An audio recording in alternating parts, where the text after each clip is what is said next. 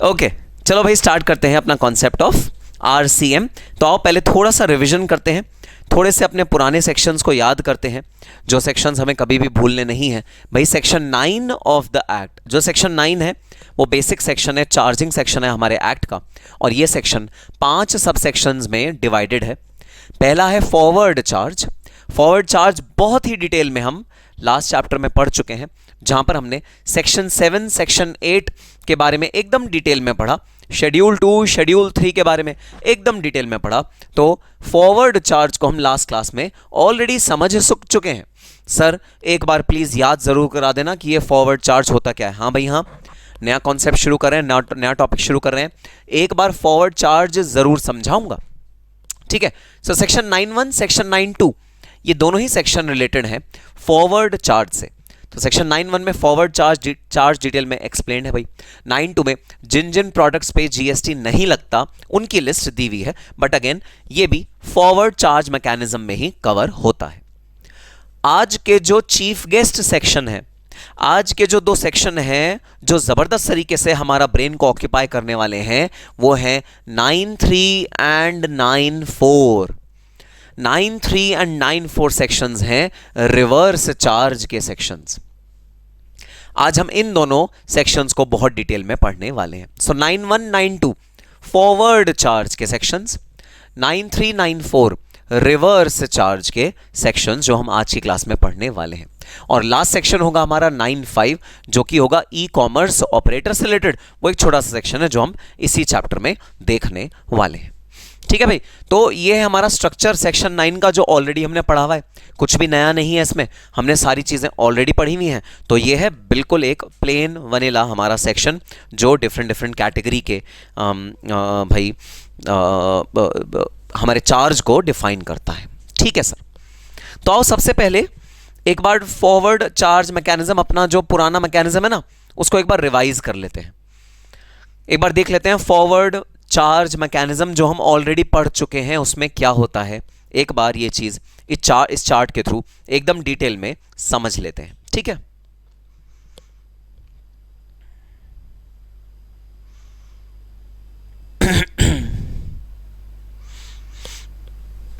चलो भाई, बड़ा सिंपल सा एग्जांपल, ऑलरेडी जीएसटी के कई सारे ऐसे एग्जांपल्स हम लोग देख चुके हैं।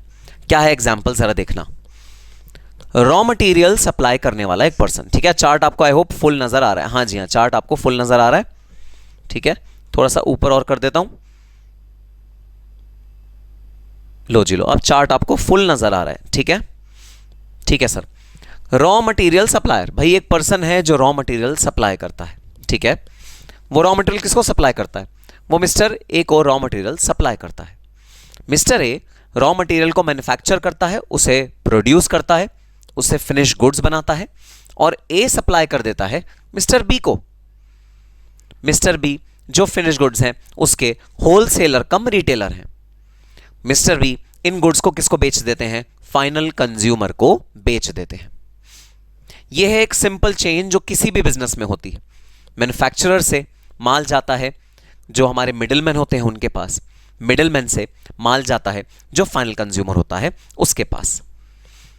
अब अगर ये चेन हम फॉलो करें और जीएसटी रेजिम में हम जीएसटी टैक्स लगाएं तो क्या बेनिफिट होंगे?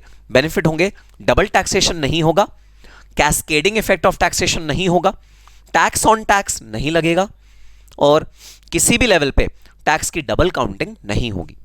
आओ देखते हैं कैसे। रॉ मटेरियल जो सप्लायर ने रॉ मटेरियल सप्लाई किया मिस्टर ए को, कितने रुपए का था वो था 50,000 रुपए का। मैं एज्यूम कर रहा हूं हर एक स्टेज पे जो जीएसटी लग रहा है वो 18% के रेट से लग रहा है, ठीक है।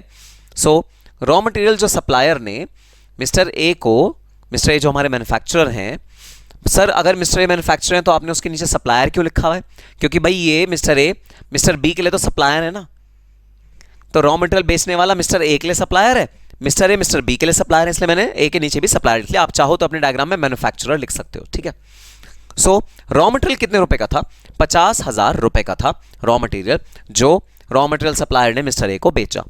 उस पे जीएसटी लगा 9,000। 9,000 कैसे आया? 50,000 मल्टीप्लाई बाय 18%। 9,000 रुपए का जीएसटी पे लेवी किया किसने? रॉ मटेरियल सप्लायर ने मिस्टर ए पे। अब जब माल ए के पास पहुंच गया तब रॉ मटेरियल सप्लायर ने रेज किया टैक्स इनवॉइस।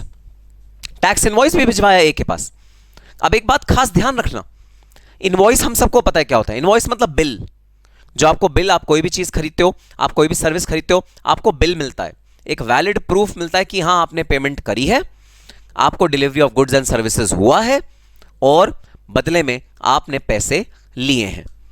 ये प्रूफ है किसका? ट्रांजैक्शन का प्रूफ क्या होता है? इनवॉइस। इनवॉइस के बिना कोई भी ट्रांजैक्शन नहीं होती। अगर कोई ट्रांजैक्शन इनवॉइस के बिना होती है तो उसे हम ब्लैक की ट्रांजैक्शन कहते हैं, वो ब्लैक मनी में काउंट होता है। तो इंडिया में अगर आपको कोई भी बिजनेस करना है तो आपको इनवॉइस के साथ ही सारी ट्रांजैक्शंस करनी पड़ेंगी। यहां तक जब भी आप दुकान पे कोई भी सामान लेने जाते हो ना, कोई भी ग्रोसरी लेने जाते हो, कोई भी शोरूम से जूते खरीदते हो, कपड़े खरीदते हो, हमेशा इनवॉइस मांगो। अब एक भाई खास तरह की बात होती है, वो वाले इनवॉइस में जो जीएसटी के लिए बनता है उसका नाम होता है टैक्स इनवॉइस।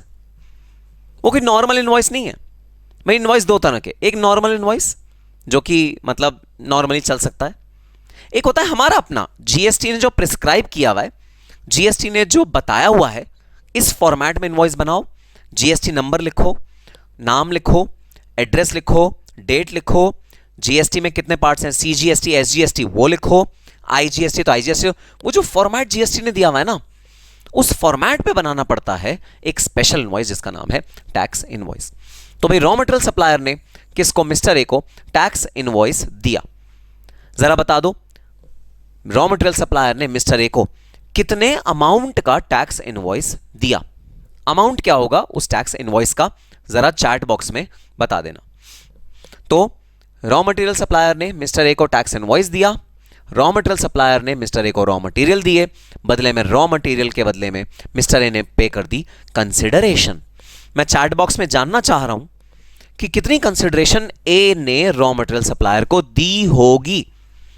कितनी कंसिडरेशन ए ने रॉ मटेरियल सप्लायर को दी होगी? परफेक्ट, सुयश का आंसर आ गया 59,000। बिल्कुल 59,000 किसने पे किया? मिस्टर ए ने पे किया। किसको पे किया? रॉ मटेरियल सप्लायर को पे किया। परफेक्ट, सुयश का आंसर बिल्कुल परफेक्ट।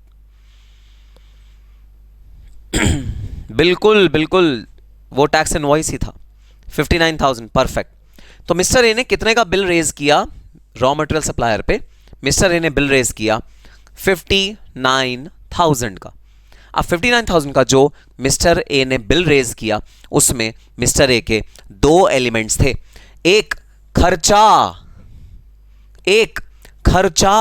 खर्चा कितने अमाउंट का था? 50,000। दूसरा एसेट कितने अमाउंट का था? 9,000। सर ये क्या बोल रहे हो? ये 9,000 एसेट कब से बन गया? ये 9,000 एसेट कैसे हो गया? आओ इसकी अकाउंटिंग एंट्री जरा पास करके देखते हैं। मिस्टर ए के अकाउंट्स में मैं बुक्स बना रहा हूं, ठीक है? मिस्टर ए के अकाउंट्स में मैं बुक्स बना रहा हूं। मिस्टर ए ने एंट्री पास करी, रॉ मटेरियल अकाउंट डेबिट 50,000,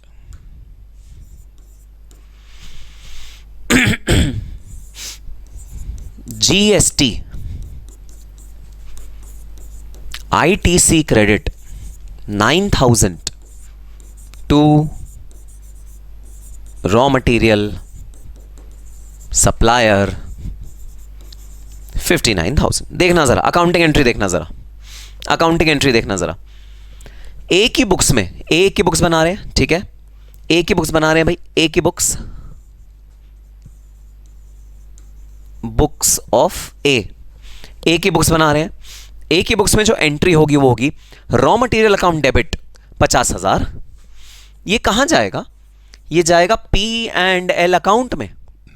खर्चा है ये बिजनेस का, पी एन एल अकाउंट में डेबिट हो जाएगा। जीएसटी आईटीसी डेबिट ये कहां जाएगा? ये जाएगा बैलेंस शीट में, क्योंकि ये है आपका एसेट, ये है आपका एक्सपेंस। सर एक्सपेंस वाली कहानी तो समझ में आ गई। सर ये बताओ ये एसेट क्यों है?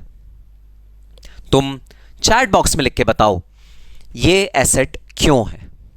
तुम चैट बॉक्स में लिख के बताओ ये एसेट क्यों है।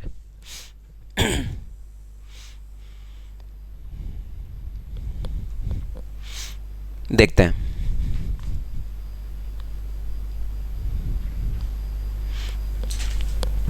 साक्षी कह रही है जब सामने वाले से चार्ज करेगा तो लायबिलिटी बन जाएगी। 999 ना ना ना no no no no no.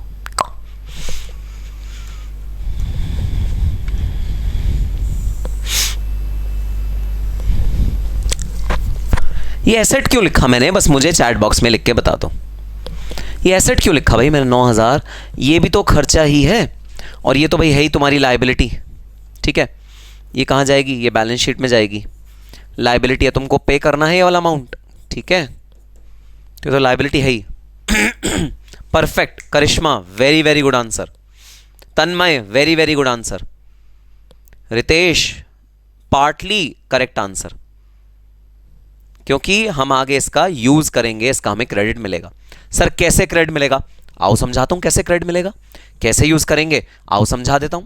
ठीक है, समझ लो जरा।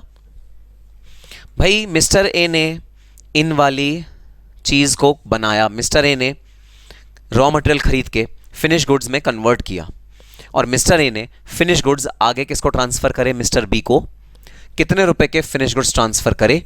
1 लाख रुपए के फिनिश गुड्स ट्रांसफर करे।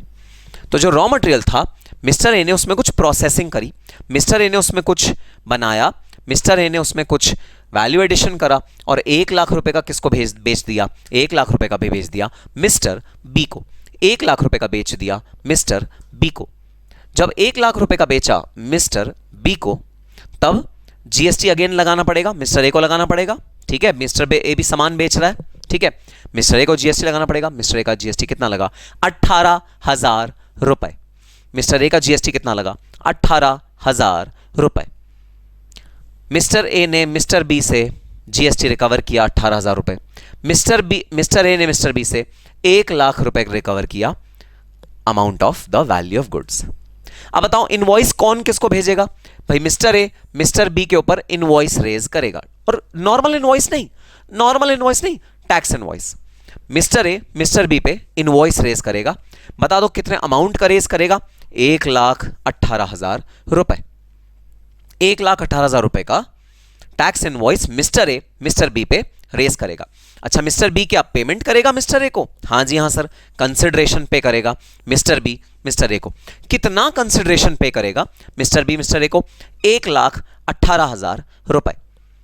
अब ये जो कंसिडरेशन मिस्टर ए को रिसीव हुआ, आओ इसकी भी अकाउंटिंग एंट्री जरा करके देखते हैं इन बुक्स ऑफ मिस्टर ए। हम मिस्टर ए की ही बुक्स में अभी काम अपना कर रहे हैं।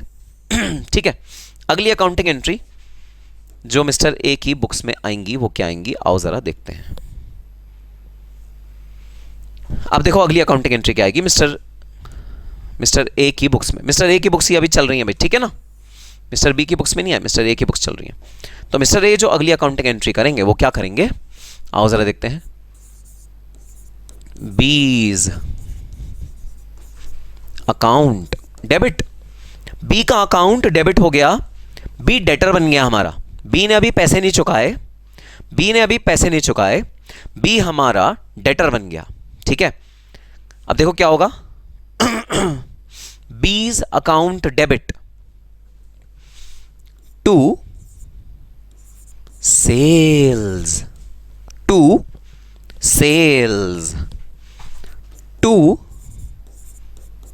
GST payable. सर ये किसको पेबल है, जरा चैट बॉक्स में बताना ये किसको पेबल है? GST payable. तब तक मैं अमाउंट भर रहा हूं, तुम जरा चैट बॉक्स में बता दो ये किसको पेबल है। ठीक है, to sales to GST payable. Accounting entry देखना जरा। बीज अकाउंट डेबिट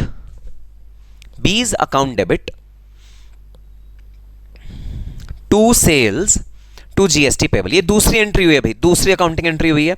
कौन सी वाली? जब ए ने सामान बेचा बी को, तो तो भाई बी हमारा डेटर बन गया क्योंकि बी ने अभी पेमेंट नहीं करी। B's account debit 1,18,000। To sales, A के लिए इनकम है ये, जैसे ये खर्चा था ना, ए ने खरीदा था, ये खर्चा था ना, ये ए के लिए इनकम है, ए की इनकम हो रही है। टू सेल्स, ये सेल्स है ए की, ठीक है, 1,00,000 रुपए। To GST payable. मुझे जरा लिख के बता दो चैट बॉक्स में किसको पेएबल है। परफेक्ट, फिरोज, लावण्या, हृदया, साक्षी, बिल्कुल सही बात कही आप सबने, बिल्कुल सही बात कही भाई। ये किसको पेएबल है? ये पेएबल है गवर्नमेंट ऑफ इंडिया को। भाई सीधी सी बात है, तुमने मतलब ए ने बी को बोला, सुन बी, तू ना केवल मुझे जो मेरा वैल्यू है गुड्स का उसका भुगतान कर, बल्कि तू मुझे जीएसटी का भी भुगतान कर, तू मुझे जीएसटी भी दे। जीएसटी मेरी जेब में नहीं जाएगा, जीएसटी जाएगा गवर्नमेंट ऑफ इंडिया की जेब में। सुन भी, हेलो, हाँ सुन रहे हो? सुन भी, तू ना केवल मुझे 1,00,000 रुपए दे, बल्कि तू मुझे 18,000 रुपए एक्स्ट्रा दे, जो मेरी जेब में नहीं जाएगा, जो मैं तेरे से लेके पे कर दूंगा गवर्नमेंट ऑफ इंडिया को। तू भी इसी तरह इसका चार्ज आगे पास ऑन कर दियो, किस पे? अल्टीमेट कंज्यूमर पे। तो जीएसटी का जो बर्डन होता है वो आगे आगे आगे आगे कैरी फॉरवर्ड होता चला जाता है।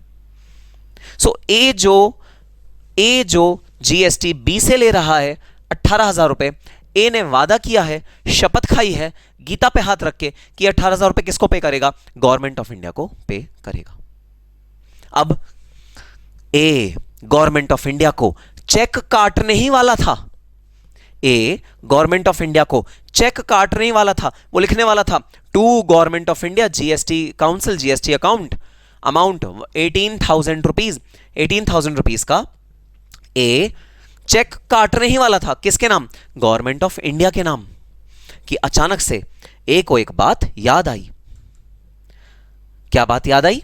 ए को बात याद आई, अरे मैंने ऑलरेडी जीएसटी इस वाली ट्रांजैक्शन पे किया है रॉ मटेरियल सप्लायर को, और रॉ मटेरियल सप्लायर ने वो जो जीएसटी जो मैंने उसे पे किया था वो गवर्नमेंट को ऑलरेडी पे कर दिया। सुनो जरा ट्रांजैक्शन सुनो।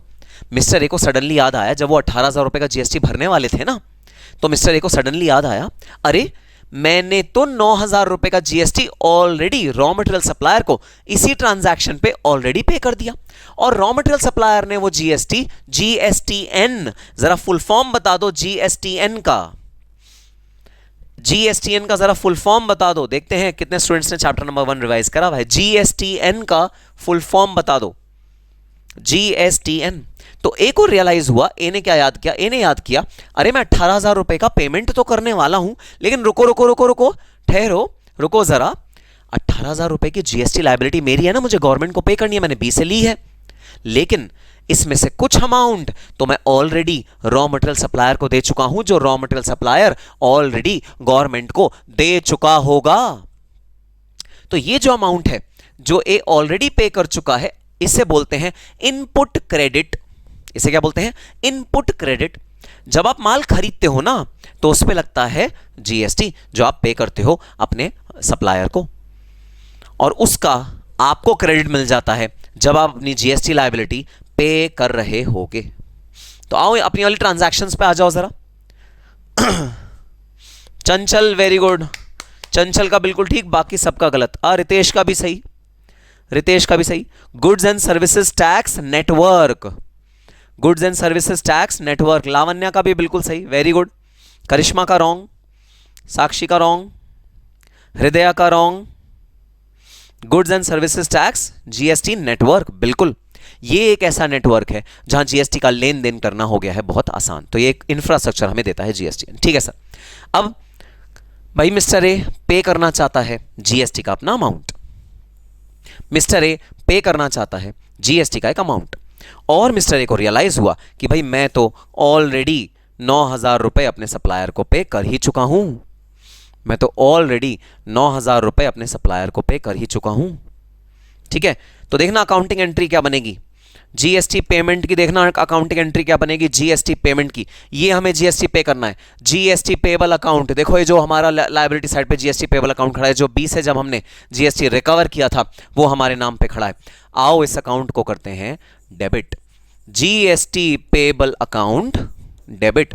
हमें कितने अमाउंट का जीएसटी भरना है? अरे भाई हमें भरना है 18,000 रुपए का जीएसटी। लेकिन क्या हम वो पूरा का पूरा भर देंगे? नहीं सर, नहीं सर, हमने ऑलरेडी रॉ मटेरियल सप्लायर को सप्लाई लेते हुए जीएसटी का आईटीसी ऑलरेडी हमारे पास बैलेंस खड़ा है।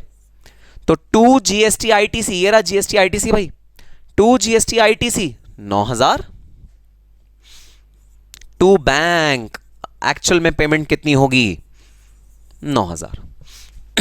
2 जीएसटी आईटीसी, जो जीएसटी आईटीसी है उसका क्रेडिट मिल गया 9000। 2 बैंक, बैंक में कितना पे करोगे? 9000। तो देखो यहां से जीएसटी आईटी अकाउंट और जीएसटी आईटी अकाउंट आपस में सेट ऑफ हो गए, यहां से जीएसटी पेबल अकाउंट और जीएसटी पेबल अकाउंट आपस में सेट ऑफ हो गए, हमारी जीएसटी की लायबिलिटी हो गई नील। हमने बैलेंस बैंक में पे कर दिया जो कि था 9000 रुपए। GST payable to ITC to cash और बैंक, बिल्कुल सही जनाब, आपकी एंट्री बिल्कुल सही, मैंने अकाउंटिंग एंट्री पास करी। ठीक है, तो नेट नेट क्या मतलब है भाई? सर नेट नेट ये मतलब है कि जब भी ए अपनी जीएसटी की लायबिलिटी पे करेगा ना, जब भी ए अपनी जीएसटी की लायबिलिटी पे करेगा ना, उसने जो जीएसटी ऑलरेडी अपने सप्लायर को दिया हुआ है उसको माइनस कर लेगा। तो देखो यहां पर हमने जीएसटी की लायबिलिटी भी मिस्टर ए की निकाली हुई है, कितनी निकाली है वे भाई? जीएसटी की लायबिलिटी है 18,000 रुपए, जीएसटी की लायबिलिटी 18,000 रुपए माइनस जो आईटीसी मिल गया 9,000 रुपए, तो बैलेंस जो जीएसटी पेबल है वो कितना आया? बैलेंस जीएसटी पेबल आया 9,000 रुपए ए के हाथ में। ठीक है, ठीक है सर। अब आते हैं बात मिस्टर बी पे। भाई सेम कहानी हुई मिस्टर बी के साथ। मिस्टर बी ने भी जीएसटी भाई लिया, ये वाला माल लिया 1 लाख रुपए का, इसमें कुछ वैल्यू एडिशन किया। वैल्यू एडिशन मतलब पैकिंग वैकिंग करा होगा, एडवर्टाइजमेंट का कुछ खर्चा करा होगा, ट्रांसपोर्टेशन का कुछ खर्चा होगा, पूरे इंडिया में ये वाला माल भेजा भाई, ट्रांसपोर्टेशन का कुछ खर्चा करा होगा, तरह तरह के कुछ भी इसमें वैल्यू एडिशंस करे होंगे। नेट नेट मिस्टर बी ने बोला भाई मैं ये माल जो मैंने 1 लाख रुपए का खरीदा मैं कितने में बेचूंगा? मैं 3 लाख रुपए में बेचूंगा। जो ये मैंने 1 लाख रुपए का माल खरीदा, मिस्टर ए ने कहा मैं कितने का, मिस्टर बी ने कहा मैं कितने का बेचूंगा? मैं बेचूंगा 3 लाख रुपए का। हमने कहा ठीक है भाई तुम्हारी मर्जी है, फ्री मार्केट है, कोई अपना माल कितने का भी बेच सकता है। 3 लाख रुपए का ये वाला माल किसको बिका? फाइनल कंज्यूमर को ये वाला माल बिका। अब जब 3 लाख रुपए का ये फाइनल कंज्यूमर को माल बिका तो ऑब्वियस सी बात है 3 लाख रुपए पे भी जीएसटी की लायबिलिटी रहेगी, क्योंकि ये भी एक्टिविटी ट्रांजैक्शन है जिस पे जीएसटी एप्लीकेबल है। 3 लाख रुपए का 18% 54,000 रुपीज। तो बी ने जो फाइनल कंज्यूमर को इनवॉइस बना के दिया होगा वो कितने रुपए का दिया होगा? 3,54,000 रुपीज।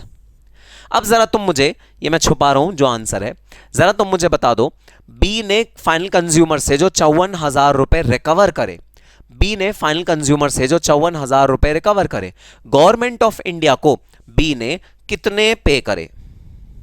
जरा चैट बॉक्स में मुझे लिख के बता दो गवर्नमेंट ऑफ इंडिया को बी ने कितने पे करे।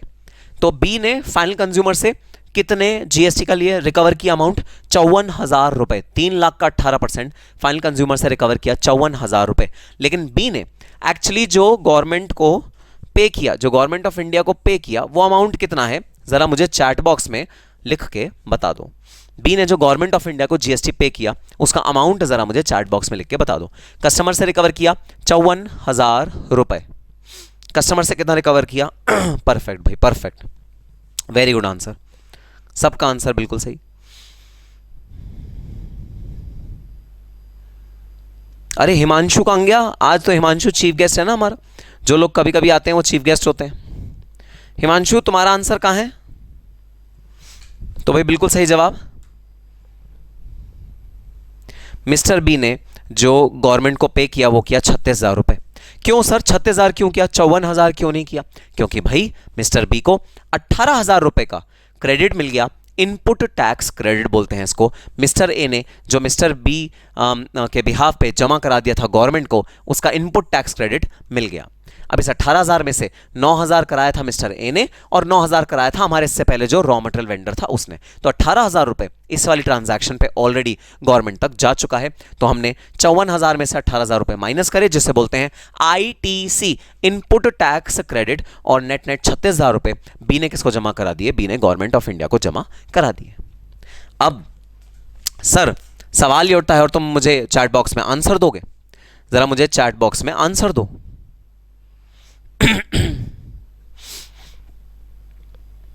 बिल्कुल साक्षी।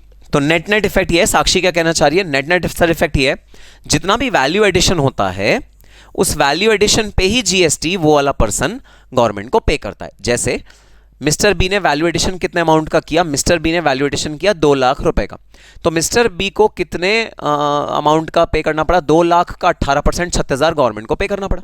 तो वैल्यू जितना ऐड किया उतना ही मिस्टर बी ने गवर्नमेंट को टैक्स पे किया। ये कंक्लूजन निकालना बिल्कुल सही है तुम्हारा, बिल्कुल परफेक्ट है। ठीक है, अब जरा मुझे बता दो फाइनल कंज्यूमर तक ये वाला गुड पहुंचा। तो बिल्कुल वैसे ही जैसे ए ने जो क्रेडिट लिया था 9,000 का, बी ने जो क्रेडिट लिया था 18,000 का, वैसे ही क्या ये फाइनल कंज्यूमर भी क्रेडिट ले सकता है 54,000 का? I repeat my question. जैसे ए ने क्रेडिट लिया था 9,000 रुपए का, बी ने क्रेडिट लिया था 18,000 रुपए का जीएसटी आईटीसी का, वैसे ही क्या ये फाइनल कंज्यूमर भी क्रेडिट ले सकता है 54,000 रुपए का? क्या वो क्रेडिट ले सकता है? यस या नो चैट बॉक्स में बता दो। No no no no no, perfect. Reason क्या है? रीजन बड़ा सिंपल सा है सर, जब ये फाइनल कंज्यूमर आगे बेचेगा ही नहीं तो आउटवर्ड जीएसटी लायबिलिटी आएगी ही नहीं। जब आउटवर्ड जीएसटी लायबिलिटी आएगी ही नहीं तो आईटीसी माइनस कहां से करोगे? आईटीसी माइनस कहां से करोगे? कर ही नहीं सकते। आईटीसी माइनस तब कर सकते हैं जब तुम वो वाला गुड आगे बेच रहे हो और किसी से आईटीसी रिकवर कर रहे हो, किससे जीएसटी रिकवर कर रहे हो जो गवर्नमेंट को पे करना है। जब तक जीएसटी लायबिलिटी नहीं आएगी तब तक आईटीसी क्लेम नहीं कर सकते। जीएसटी लायबिलिटी कब आती है? जब आउटवर्ड सेल होता है तब जीएसटी लायबिलिटी आती है, तब उसमें से आईटीसी को आप माइनस करते हो, तब जाके आप आईटीसी का क्लेम ले सकते हो। तो फाइनल कंज्यूमर भाई नहीं, अब फाइनल कंज्यूमर आईटीसी का क्लेम नहीं ले सकता।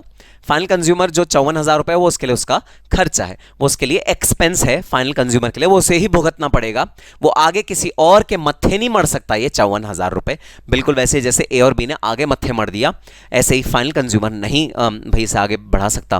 फाइनल कंज्यूमर को उसे अपनी जेब से पे करना पड़ेगा। तो फाइनल कंज्यूमर ने गुड खरीदा 3 लाख रुपए का और जीएसटी पे किया 54,000 रुपए का। अब जरा पूरी की पूरी ट्रांजैक्शन में मुझको बता दो, जो हमारा GSTN है उसको कितना GST टोटल मिला?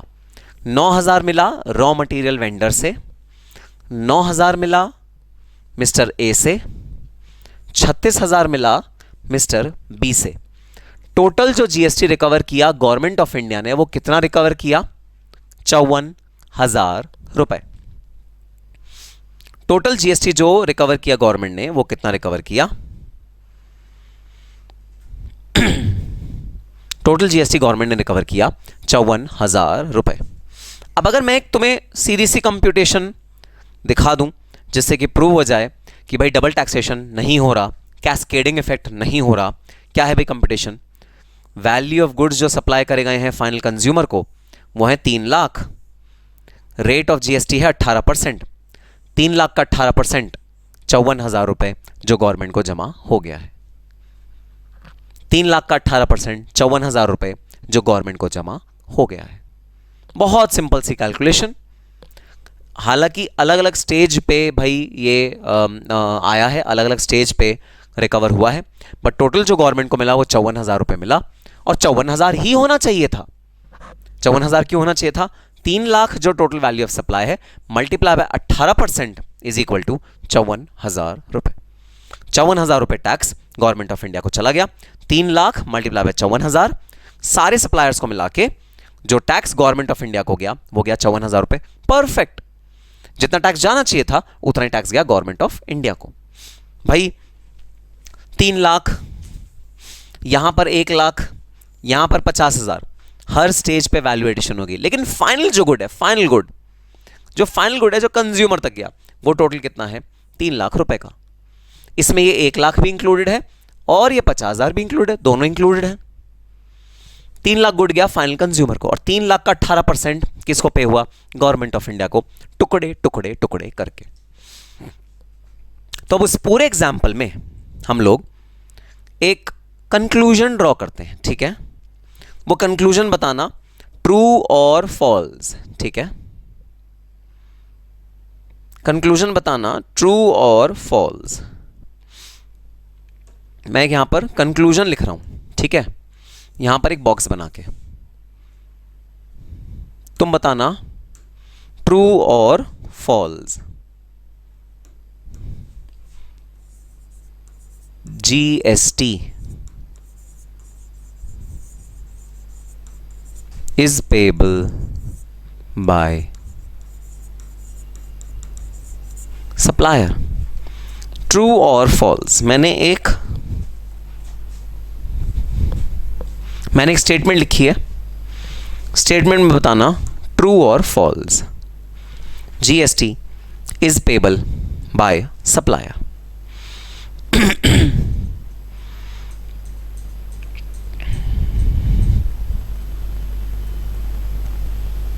GST is payable by supplier।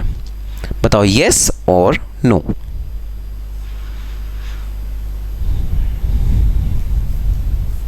True और false. GST is payable by supplier। GST पे करने की लायबिलिटी किसकी होती है? सप्लायर की होती है। क्या ये स्टेटमेंट सही है या स्टेटमेंट गलत है? क्या ये स्टेटमेंट सही है या परफेक्ट। साक्षी फॉल्स क्यों बोल रही हो तुम? ट्रू, ट्रू सही जवाब है भाई, ट्रू। जीएसटी पेमेंट करने की लायबिलिटी किसकी होती है? सप्लायर की होती है जीएसटी पे करने की लायबिलिटी। तो बता दो जरा, अरे बता दो जरा, जो हमारी पहली ट्रांजैक्शन हुई, रॉ मटेरियल मिस्टर ए ने खरीदा, इसमें सप्लायर कौन था? इसमें सप्लायर था रॉ मटेरियल जो जिसने हमें बेचा। इसमें सप्लायर कौन था? जिसने हमें रॉ मटेरियल बेचा। इस ट्रांजैक्शन में रिसिपिएंट कौन था? Mister A. Recipient of goods and services होता है, ठीक है। कई बच्चे होते हैं सर रिसिपिएंट ऑफ मनी तो रॉ मटेरियल वेंडर था। मनी की बात नहीं कर रहे, कंसिडरेशन की बात नहीं कर रहे। ये देखो एरो, रिसिपिएंट ऑफ सप्लाई कौन था? सप्लाई किसको मिली? रिसिपिएंट था मिस्टर ए। तो बताना इस ट्रांजैक्शन पे जो जीएसटी आया वो किसने पे किया? रॉ मटेरियल सप्लायर ने या ए ने? रॉ मटेरियल सप्लायर ने। अब आ जाओ ट्रांजैक्शन नंबर 2। मिस्टर ए ने माल मिस्टर बी को बेचा। इस केस में कौन है सप्लायर? मिस्टर ए है सप्लायर। कौन है रिसिपिएंट? मिस्टर बी है रिसिपिएंट। तो इस केस में कितने की जीएसटी आई? 18,000 रुपए की जीएसटी आई। 18,000 रुपए की जीएसटी जो पेमेंट करी किसने पे करी? मिस्टर ए ने पे करी। ऑब्वियसली आईटीसी क्लेम करने के बाद पे करी। और हमारी तीसरी ट्रांजैक्शन क्या? मिस्टर बी ने फाइनल कंज्यूमर को बेचा। बताओ सप्लायर कौन? सप्लायर इस केस में मिस्टर बी। अगर बी सप्लायर तो जो भी यहां पर जीएसटी लायबिलिटी आई, जो भी यहां पर जीएसटी का अमाउंट आया इस वाली ट्रांजैक्शन से रिलेटेड, किसने पे किया? बी ने पे किया। ऑफ कोर्स आईटीसी क्रेडिट लेकर। सो ये स्टेटमेंट 100% ट्रू है। GST is always payable by the supplier of goods and services. तो जो गुड्स एंड सर्विसेज का सप्लायर है वो ही जीएसटी को पे करेगा। यह बात 100% 100% सच है।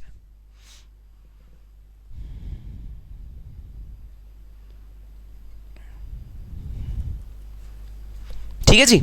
सो GST liability is to be paid by the supplier. Supplier को जीएसटी लायबिलिटी पे करनी होती है। चलो भाई, अच्छा एक और वर्ड मैं तुम्हें याद दिला दूं, फ्री फ्लो ऑफ जीएसटी। तो जीएसटी का एक बहुत बड़ा ऑब्जेक्टिव है जो जीएसटी फुलफिल करता है कि भाई जो आईटीसी क्रेडिट है ना उसका फ्री फ्लो हो। Free flow of ITC credit. ITC credit एक से दूसरे आदमी को, दूसरे से तीसरे आदमी को, तीसरे से चौथे आदमी को बहुत प्यार से ट्रांसफर हो। ये एक one of the main objectives था जीएसटी को लाने के पीछे कि भाई जो आईटीसी मिले ना, आईटीसी का क्लेम मिले, वो सब्सिक्वेंट लोगों को मिलता चला जाए, मिलता चला जाए, मिलता चला जाए। इसको बोलते हैं free flow of GST credit. GST credit free flow आगे आगे आगे होता चला जाता है। ये है हमारा जीएसटी का मेन मुद्दा, मेन सिद्धांत, जो मेन प्रिंसिपल है ना जीएसटी का, वो यही है, फ्री फ्लो ऑफ आईटीसी। अब मैं लाता हूं कहानी में एक ट्विस्ट। जरा ध्यान से सुनना भाई। ये पूरी चेन है जो हमारी जीएसटी की चेन है, ठीक है। इसमें से mister A is not registered under GST. Suppose कहानी में आ गया ट्विस्ट। अब क्या ट्विस्ट है भाई? Mister A is not registered under GST. Mister A GST में रजिस्टर्ड नहीं है। चैट बॉक्स में लिख के बता दो, ऐसा कब होगा कि मिस्टर ए जीएसटी में रजिस्टर्ड नहीं होंगे? ऐसा क्यों होगा और ऐसा कब होगा जब मिस्टर ए जीएसटी में रजिस्टर्ड नहीं होंगे? ऐसा क्यों होगा? जीएसटी में रजिस्टर्ड लेना चाहिए ना। रॉ मटेरियल वेंडर ने लिया हुआ है, मिस्टर बी ने लिया हुआ है, दोनों ने लिया हुआ है। मिस्टर ए क्यों जीएसटी में रजिस्टर्ड नहीं होंगे? चैट बॉक्स में रीजन बता दो, क्यों मिस्टर बी अनरजिस्टर्ड होंगे? वन ऑफ द रीजंस क्या हो सकता है भाई? मिस्टर बी ने रजिस्ट्रेशन जीएसटी में क्यों नहीं लिया? अनरजिस्टर्ड उन्हें हम क्यों कह रहे हैं? अनरजिस्टर्ड सप्लायर बोलते हैं इसको, इस कॉन्सेप्ट को। तो मिस्टर ए जो है, मिस्टर ए अनरजिस्टर्ड सप्लायर क्यों है? क्यों इन्होंने जीएसटी में रजिस्ट्रेशन नहीं लिया? अरे वाह, फूफा जी का आंसर आया, जबरदस्त। जैनाब का भी आंसर आ गया, superb. Is GST payable on free of cost material? Free of cost material, अरे लास्ट क्लास में पढ़ा तो है चंचल, जहां कंसिडरेशन नहीं होती वहां जीएसटी नहीं पेबल होता। परफेक्ट, सबका आंसर बिल्कुल सही, बिल्कुल सही आंसर भाई। सर, मिस्टर ए ने जीएसटी का रजिस्ट्रेशन इसलिए नहीं लिया क्योंकि मिस्टर ए की टर्नओवर 20 लाख रुपए से कम है। जिसकी भी टर्नओवर 20 लाख रुपए से कम होती है, जीएसटी लॉ कहता है आपको रजिस्ट्रेशन लेने की जरूरत नहीं है। 10 लाख और 40 लाख दो और लिमिट्स हैं, जब मैं आपको रजिस्ट्रेशन कराऊंगा तब हम लोग उतना डिटेल में पढ़ेंगे, लेकिन फिलहाल मैं 20 लाख से लेके चलता हूं। 20 लाख रुपए से कम टर्नओवर है मिस्टर ए की, इस वजह से मिस्टर ए ने रजिस्ट्रेशन नहीं लिया जीएसटी का। अब जरा सोच के बता दो, अगर मिस्टर ए ने जीएसटी का रजिस्ट्रेशन नहीं लिया तो क्या मिस्टर ए आईटीसी का क्लेम ले सकते हैं या नहीं ले सकते? अगर मिस्टर ए ने जीएसटी का रजिस्ट्रेशन नहीं लिया तो मिस्टर ए आईटीसी का क्लेम ले सकते हैं या नहीं ले सकते? आंसर इज नहीं ले सकते। आंसर इज नहीं ले सकते। तो याद करो, ये जो एंट्री करी थी ना हमने, एंट्री, ये देखो ये वाली entry, raw material account debit 50,000, GST ITC account debit 9,000, to RM supplier 59,000। इस एंट्री में एक छोटा सा चेंज हो जाएगा, यहां से आईटीसी वर्ड गायब हो जाएगा। अब GST is not a balance sheet item for mister A. अब जीएसटी बैलेंस शीट आइटम नहीं रही मिस्टर ए के लिए। अब जीएसटी क्या बन गई है? अब जीएसटी एक एक्सपेंस बन गया है ए के लिए। अब जीएसटी खर्चा बन गया है ए के लिए। अरे अभी रिवर्स चार्ज पे तो आए नहीं, तुम क्या सवाल पूछ रहे हो रिवर्स चार्ज के? अभी तो रिवर्स चार्ज पे आए नहीं, अभी तो फॉरवर्ड चार्ज पे है भाई। अभी तो पिछली क्लास का रिवाइज कर रहे हैं, अभी हमारी आज की क्लास तो शुरू नहीं हुई। अभी आज की क्लास नहीं शुरू हुई, अभी तो पिछली क्लास चल रही है। अभी रिवर्स चार्ज पे नहीं आए भाई, अभी तो फॉरवर्ड चार्ज पे है। अभी कंफ्यूज मत करो खुद को। Reverse charge mechanism applicable only to service, क्या बोल रहे हो? अभी मुझे नहीं पता अब्बा डब्बा डब्बा क्या होता है रिवर्स चार्ज मैकेनिज्म, मुझे नहीं पता। अब्बा जब्बा जब्बा मुझे नहीं पता भाई। Perfect perfect. अब पूरा 59,000 क्या बन गया?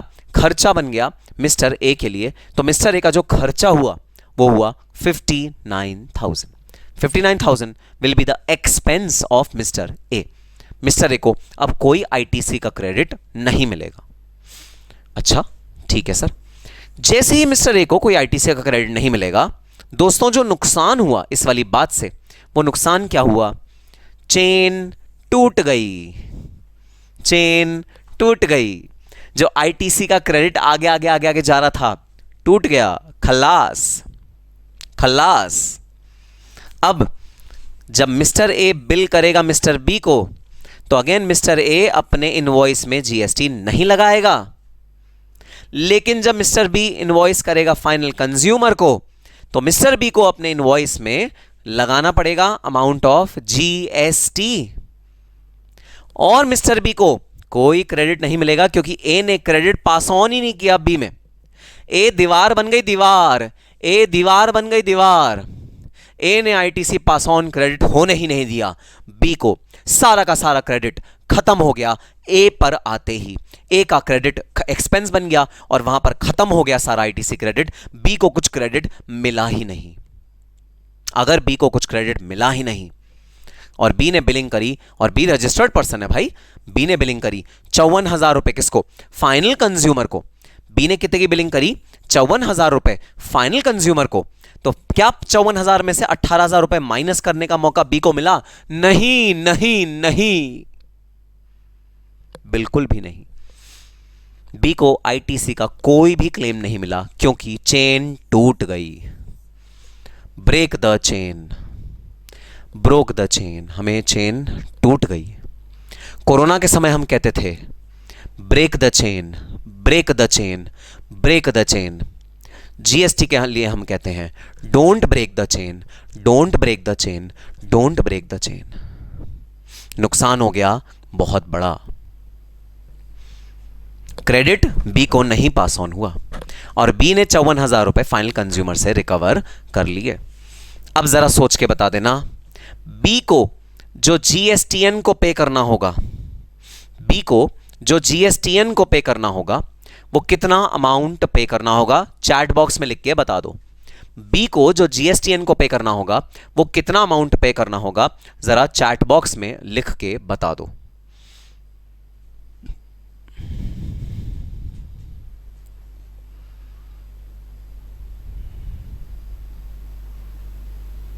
साक्षी कह रही है कि जो फाइनल कंज्यूमर है वो आगे जीएसटी क्लेम नहीं कर सकता, तो जो छोटे शॉपकीपर होते हैं, क्या हम ये कह सकते हैं कि फाइनल जीएसटी वही पे कर? बिल्कुल, छोटे शॉपकीपर अगर रजिस्टर्ड नहीं है भाई जीएसटी में तो फाइनल जीएसटी वही पे कर रहे हैं। बिल्कुल, ये बात तो सच है। परफेक्ट, परफेक्ट जवाब, सबका बिल्कुल परफेक्ट जवाब। 54,000 रुपए बी ने पे किया, 54,000 रुपए बी ने पे किया। अगले सवाल का जवाब दे दो, ए ने कितना पे किया? ए ने कितना पे किया? ए ने गवर्नमेंट ऑफ इंडिया को कितना पे किया जीएसटी? चैट बॉक्स में लिख के बता दो। ए ने कितना पे किया? देखो बी का तो तुमने बता दिया, बी का तो बिल्कुल परफेक्ट, ठीक है, बी का तो तुमने बता दिया 54,000। ए ने कितना पे किया जीएसटीएन को? चैट बॉक्स में लिख के बता दो। ए ने कितना पे किया? ए अनरजिस्टर्ड सप्लायर है और इसने चेन ब्रेक कर दी और पूरा जितना भी इसको जीएसटी इसने पे किया उसका खर्चा बन गया 9,000। तो बता दो ए ने जीएसटी कितना पे किया जीएसटीएन को? परफेक्ट। जैनाब का आंसर बिल्कुल सही, फिरोज का आंसर गलत। अरे ये तो पुराना आंसर लिखा है, तो पुराना है 9,000 भाई, ये नया थोड़ी है। नया वाला तो तुम आंसर बताओ। जैनाब का आंसर बिल्कुल सही, जैनाब का आंसर बिल्कुल सही। ए ने पे किया 0 टू गवर्नमेंट ऑफ इंडिया। ए ने कुछ भी जीएसटी गवर्नमेंट ऑफ इंडिया को पे नहीं किया क्योंकि ए ने जीएसटी लगाया ही नहीं।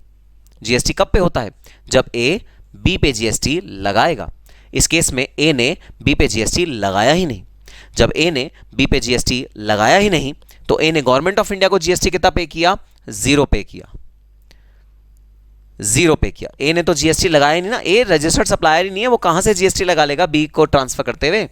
ए ने जीएसटी लगाया ही नहीं और एक ने जो जीएसटी पे किया था रॉ मटेरियल सप्लायर को, पूरा का पूरा उसका खर्चा बन गया।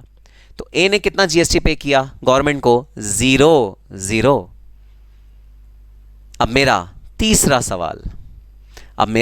सवाल, रॉ मटेरियल सप्लायर ने गवर्नमेंट को कितना जीएसटी पे किया?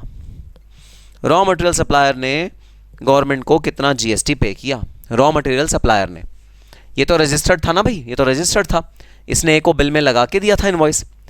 रॉ मटेरियल सप्लायर ने जीएसटी कितना पे किया गवर्नमेंट को? बता दो जरा चैट बॉक्स में। आखिरी सवाल है मेरा, फिर कंक्लूजन पे आएंगे, फिर आज की क्लास शुरू करेंगे। हाँ जी हाँ, अब तक भी आज की क्लास नहीं शुरू हुई। तो नालायक हो ना तुम सब, पुरानी क्लास में इतना टाइम लगा देते हो जो लास्ट क्लास का रिवीजन है। Perfect answer, perfect answer, very good answer. Raw material supplier ने 9,000 रुपए जीएसटी को पे किया। Perfect answer. चलो लास्ट आंसर, जीएसटी गवर्नमेंट को कितने अमाउंट का मिला? टोटल जीएसटी गवर्नमेंट को कितने अमाउंट का मिला? 54,000 मिला बी से, 9,000 मिला ए से। टोटल गवर्नमेंट को जो जीएसटी मिला वो मिला 63,000 का। टोटल गवर्नमेंट को जो जीएसटी मिला वो मिला 63,000 का। 9,000 मिला रॉ मटेरियल वेंडर से, 54,000 मिला बी से। टोटल जीएसटी जो मिला वो कितना मिला? 63,000। वैल्यू ऑफ सर्विस क्या है? 3 लाख। बता दो जरा कैलकुलेट करके, क्या 63,000 3 लाख का 18% है या नहीं है? क्या 63,000 3 लाख का 18% है या नहीं है? नहीं है सर, 63,000 3 लाख से ज्यादा है, 3 लाख के 18% से ज्यादा है। तो भाई गवर्नमेंट की तो हो गई बल्ले बल्ले निशावा, ओ बल्ले निशावा, आहू आहू आहू आहू आहू आहू आहू आहू आहू आहू आहू। गवर्नमेंट की तो हो गई बल्ले बल्ले, और सप्लायर्स की हो गई थल्ले थल्ले। गवर्नमेंट की हो गई बल्ले बल्ले, सप्लायर की हो गई थल्ले थल्ले। गवर्नमेंट की ऐश आ गई। गवर्नमेंट तो मोटिवेट कर रही है आपको, अरे भाई break the chain, break the chain. Government आपको मोटिवेट कर रही है। कैसे मोटिवेट कर रही है? ब्रेक द चेन, खूब चेन ब्रेक करो, खूब चेन ब्रेक करो। अरे चंचल, मैं आधे घंटे से और क्या समझा रहा हूं? ऐसे तो ये तो समझा रहा हूं, how does GST credit work. Bar bar same question अगर तुम पूछोगे तो आंसर कोई, ये क्या है जीएसटी क्रेडिट वर्क? यही तो मैं बता रहा हूं, जीएसटी क्रेडिट कैसे वर्क करता है, ये उसी का वर्किंग मैकेनिज्म ही तो बता रहा हूं इतनी देर से, और क्या बता रहा हूं। अब तुम्हारा ध्यान लोगों के कमेंट के रिप्लाई करने के बजाय क्लास में लगे, तो फिर तुम ध्यान दो ना। तुम्हारा ध्यान किस चीज़ में रहता है? जैनाब ने क्या कमेंट किया, फटाफट उस पर रिप्लाई करता हूँ, कोई मज़ेदार जो सब हंसे। रितेश ने क्या कमेंट किया, उस पर ज़रा कुछ कमेंट करता हूँ। कोई बीड़ी पान सिगरेट का कमेंट, तुम्हारा ध्यान इन सब चीज़ों में रहता है। तो कहाँ से तुमको समझ में आएगा कि क्लास में क्या चल रहा है? अरे आधे घंटे से सिर्फ और सिर्फ जीएसटी क्रेडिट पे ही बात चल रही है, जीएसटी क्रेडिट कैसे वर्क करता है। नालायक।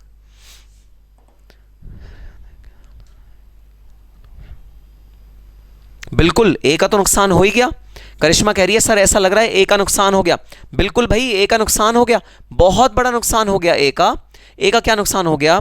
जो जीएसटी उसका खर्चा नहीं बनना चाहिए था, उसे अपनी जेब से पे नहीं करना चाहिए था, वो जीएसटी ए को अपनी जेब से पे करना पड़ रहा है। तो GST has become an expense for A. A का खर्चा बन चुका है जीएसटी। जीएसटी जो आईटीसी क्रेडिट है वो ए का खर्चा बन चुका है। ठीक है। So break the chain and government will be at a profit. Government will be at a profit. कोई भी चेन ब्रेक करो, गवर्नमेंट प्रॉफिट में होगी, गवर्नमेंट का फायदा हो जाएगा और सप्लायर्स का नुकसान हो जाएगा। यही रीजन है, यही रीजन है कि जीएसटी इंडिया में इतना सारा सक्सेसफुल हो गया। यही रीजन है कि जीएसटी इंडिया में इतना ज्यादा सक्सेसफुल हो गया। पता है क्यों? क्योंकि जो ये चेन है फ्लो की, ये अगर एक भी जगह से टूटी, ये अगर एक भी जगह से टूटी तो दो लोग इसको चूंट चूंट के खा जाएंगे। एक तो रॉ मटेरियल सप्लायर, वो इसे परेशान करेगा। रॉ मटेरियल सप्लायर कहेगा कि भाई 9,000 जो आपको इनपुट क्रेडिट की तरह लेना चाहिए था, आप उसे लो ना, इनपुट क्रेडिट की तरह लो आगे, ताकि इनपुट क्रेडिट आगे आगे आगे ट्रांसफर हो जाए। और ऊपर से मिस्टर बी ए को कहेगा कि भाई अपना रजिस्ट्रेशन लो। चलो, रॉ मटेरियल सप्लायर को तो फिर भी इतना फर्क नहीं पड़ता, उसने तो 9,000 कलेक्ट किया, गवर्नमेंट को पे कर दिया, ठीक है। वहां रॉ मटेरियल सप्लाई को फर्क पड़ेगा जहां पर मिस्टर ए कहेगा नहीं नहीं प्लीज मेरे पे जीएसटी मत लगाओ, मैं तो अनरजिस्टर्ड पर्सन हूं, प्लीज मेरे पे जीएसटी मत लगाओ। वो जीएसटी रॉ मटेरियल वेंडर को कहेगा प्लीज जीएसटी मत लगाओ मेरे पे, ए ऐसा फोर्स करेगा। वहां रॉ मटेरियल सप्लायर दुख में आ जाएगा। और मिस्टर बी कहां दुख में आ जाएगा? मिस्टर बी दुख में आ जाएगा क्योंकि पीछे का कोई भी क्लेम बी को नहीं मिल पा रहा। पूरा 54,000 रुपए गवर्नमेंट ऑफ इंडिया को पे कर रहा है बेचारा मिस्टर बी। तो मिस्टर बी मिस्टर ए को चूंट चूंट के खा जाएगा। रजिस्ट्रेशन ले, रजिस्ट्रेशन ले, रजिस्ट्रेशन ले, रजिस्ट्रेशन ले, रजिस्ट्रेशन ले, रजिस्ट्रेशन ले, रजिस्ट्रेशन ले। मिस्टर बी ए को चूंट चूंट के खा जाएगा अगर मिस्टर ए ने रजिस्ट्रेशन नहीं लिया। और अंत में थक हार कर मिस्टर बी ए के साथ काम करना बंद कर देगा और एक ऐसा वेंडर ढूंढेगा जिसका जीएसटी रजिस्ट्रेशन हो, ताकि मिस्टर बी के ऊपर इतनी बड़ी जीएसटी की लायबिलिटी ना आए। यही रीजन है, यही रीजन है कि जीएसटी इतना सक्सेसफुल हुआ इंडिया में, क्योंकि गुड्स की हमेशा चेन बनती है। इस चेन को बनाने में अगर हम ऐसा एक फ्लो मैकेनिज्म करें जहां पर अगर चेन टूटी तो सप्लायर का नुकसान, गवर्नमेंट का फायदा, वहां पर भाई हमारा मिशन सक्सेसफुल हो गया और सबको रजिस्ट्रेशन लेना मैंडेटरी हो गया। तो जो भी चेन ब्रेक करेगा वो बेचारा लॉस में रहेगा, वो बेचारा ना खुद भाई सुख से जी पाएगा, ना अपने आसपास के सप्लायर्स को सुख से जीने देगा, किसी को भी सुख से नहीं जीने देगा जो आदमी भी चेन ब्रेक करेगा। तो ये था भाई फॉरवर्ड चार्ज मैकेनिज्म। क्या था ये? फॉरवर्ड चार्ज मैकेनिज्म, जहां पर लायबिलिटी किसकी है, लायबिलिटी है सप्लायर की, लायबिलिटी किसकी है, जीएसटी लायबिलिटी है सप्लायर की। भाई सप्लायर को अपनी ट्रांजैक्शन पे जीएसटी पे करना होता है, जो भी सप्लायर है। रिसिपिएंट की कोई लायबिलिटी नहीं है, रिसिपिएंट को मिलता है ITC, income input tax credit, वो क्रेडिट रिसिपिएंट लेके अपनी मौज करता है। यह है पूरा concept of forward charge mechanism. कोई भी डाउट है तो आप अब मेरे से पूछ सकते हैं, क्योंकि अब हम चल रहे हैं अपने अगले टॉपिक पे। अगला टॉपिक का नाम बड़ा प्यारा, आंखों का दुलारा, मन का न्यारा, reverse charge mechanism. Reverse charge mechanism.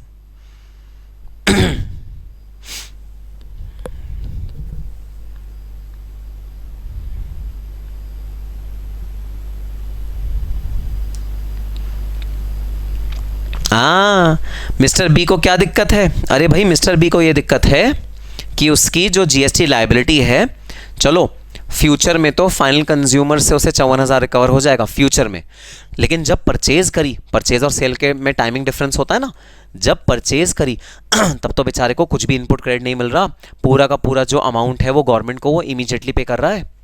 अरे परचेज और सेल में फ़र्क हो सकता है ना टाइम में, तब तक के लिए मिस्टर बी इतना मोटा पैसा गवर्नमेंट को पे करेगा फिर फालतू में उसका क्रेडिट वो रिकवर करेगा फ्यूचर में जाके। तो लायबिलिटी किसकी है? बी की है ना। अरे आज के डेट में पैसा देना तो दुखेगा ना बी को, इतना मोटा पैसा मैं गवर्नमेंट को दे रहा हूं जबकि मैं इस पैसे को बचा सकता था, बी को दुखेगा ना आज की डेट में। कौन पैसा पे करना चाहता है? मान लो मैं तुम लोगों से कहूं, ठीक है, मैं तुमसे एक बात कहता हूं, आज मैं तुम्हारे आगे एक प्रपोजिशन रखता हूं, मैं प्रपोजल रखता हूं तुम लोगों के आगे, ठीक है, मैं तुम्हारे आगे प्रपोजिशन रखता हूं, क्या सुन लो। मैं आज intermediate group 1, group 2, group 3, group 4 चारों की फीस इकट्ठा तुमसे रिकवर कर लेता हूं।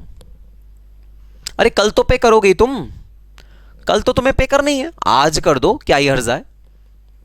Inter group 1, inter group 2, final group 3, final group 4 चारों की फीस मुझे इकट्ठी दे दो। क्यों परेशान क्यों हो गए? परेशान क्यों हो गए? कल तो पे करनी है, आज पे कर दो, क्या फर्क पड़ रहा है तुम्हें? कल जेब से जाएगा आज चला जाए, क्या ही फर्क पड़ रहा है? What's the issue, what's your problem?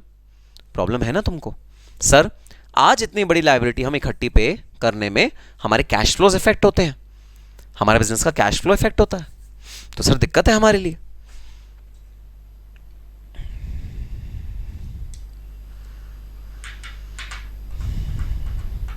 अब देखो साक्षी ने क्वेश्चन पूछा है, इसमें मुझे गाना याद आया है, तुझसे नाराज नहीं जिंदगी, हैरान हूं मैं, हैरान हूं मैं, तेरे मासूम सवालों से परेशान हूं मैं, परेशान हूं मैं। देखो मासूम सा सवाल पूछा है साक्षी ने, पढ़ के बताता हूं आपको। सर हम जो प्रोडक्ट्स मॉल से परचेज करते हैं सिर्फ उन्हीं पे जीएसटी पे करते हैं ना, अगर हम वो प्रोडक्ट किसी नॉर्मल शॉप से परचेज करेंगे, किसी छोटे मोटे किराने की दुकान से परचेज करेंगे, किसी छोटी मोटी जगह से पे करेंगे, तो हम जीएसटी पे नहीं कर रहे ना, ये पूछा है साक्षी ने। बिल्कुल गलत। आप दोनों जगह जीएसटी पे कर रहे हो, जब मॉल में हो तब भी जीएसटी पे कर रहे हो, जब एक छोटा किराना शॉप में आप परचेज कर रहे हो तो भी जीएसटी पे कर रहे हो। फर्क बस इतना सा है, मॉल जब आपको कोई भी गुड बेचता है तो वो प्रॉपर आपको टैक्स इनवॉइस, क्योंकि उनके सिस्टम ऐसे बने हुए हैं, बिल्कुल सटीक सिस्टम, सिस्टमैटिक वे में वो टैक्स इनवॉइस प्रॉपर बना के देते हैं, जहां आपको दिख रहा है सीजीएसटी अलग, एसजीएसटी अलग दिख रहा है। और जब आप यही शॉपिंग एक छोटी किराना शॉप से करते हो, वो जो आपको बिल देता है उसमें एमआरपी लिख के दे देता है, ठीक है। सपोज आपने मैगी खरीदी, ठीक है, मैगी 20 रुपए का पैकेट खरीदा आपने, वो जो 20 रुपए है वो इंक्लूसिव ऑफ टैक्सेस है, ब्रैकेट के अंदर लिखा होता है इंक्लूसिव ऑफ टैक्सेस। तो वो जो बंदा आपको इनवॉइस दे रहा है वो टैक्स इनवॉइस नहीं दे रहा, वो तो ऐसी कच्चा इनवॉइस दे रहा है, उसे कहते हैं कच्चा इनवॉइस। लेकिन जब वो अपनी अकाउंटिंग करेगा, जब वो गवर्नमेंट को अपनी सेल्स दिखाएगा, तो उसके अंदर वो जो 20 रुपए की मैगी आपको बेची ना, उसमें जीएसटी का अमाउंट अलग करके गवर्नमेंट ऑफ इंडिया को पे करेगा। तो MRP is inclusive of GST. छोटे किराना शॉप पे दिखता नहीं, बड़े मॉल्स पे दिख जाता है, बस इतना सा डिफरेंस है, पे आप दोनों जगह कर रहे हो।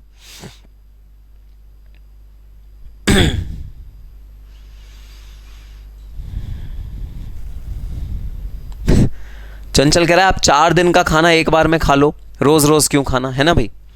तो ऐसा नहीं हो सकता ना कि 4 दिन का खाना आप इकट्ठे खा लो, दुख देगा ना आपको अगर 4 दिन का खाना। क्या कह रहा है रितेश? रितेश कह रहा है ये दूसरे टीचर की कहां से बात आ गई, नालायक रितेश।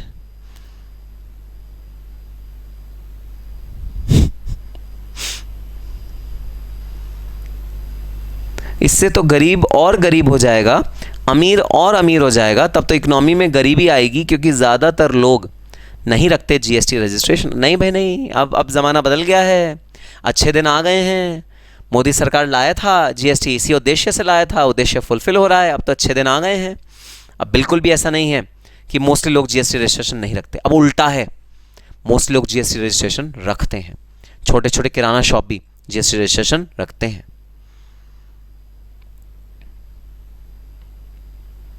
ठीक है, चलो भाई। तो भाई ये हमने अपना जीएसटी का कंसेप्ट खत्म किया, ठीक है, फॉरवर्ड चार्ज मैकेनिज्म खत्म किया।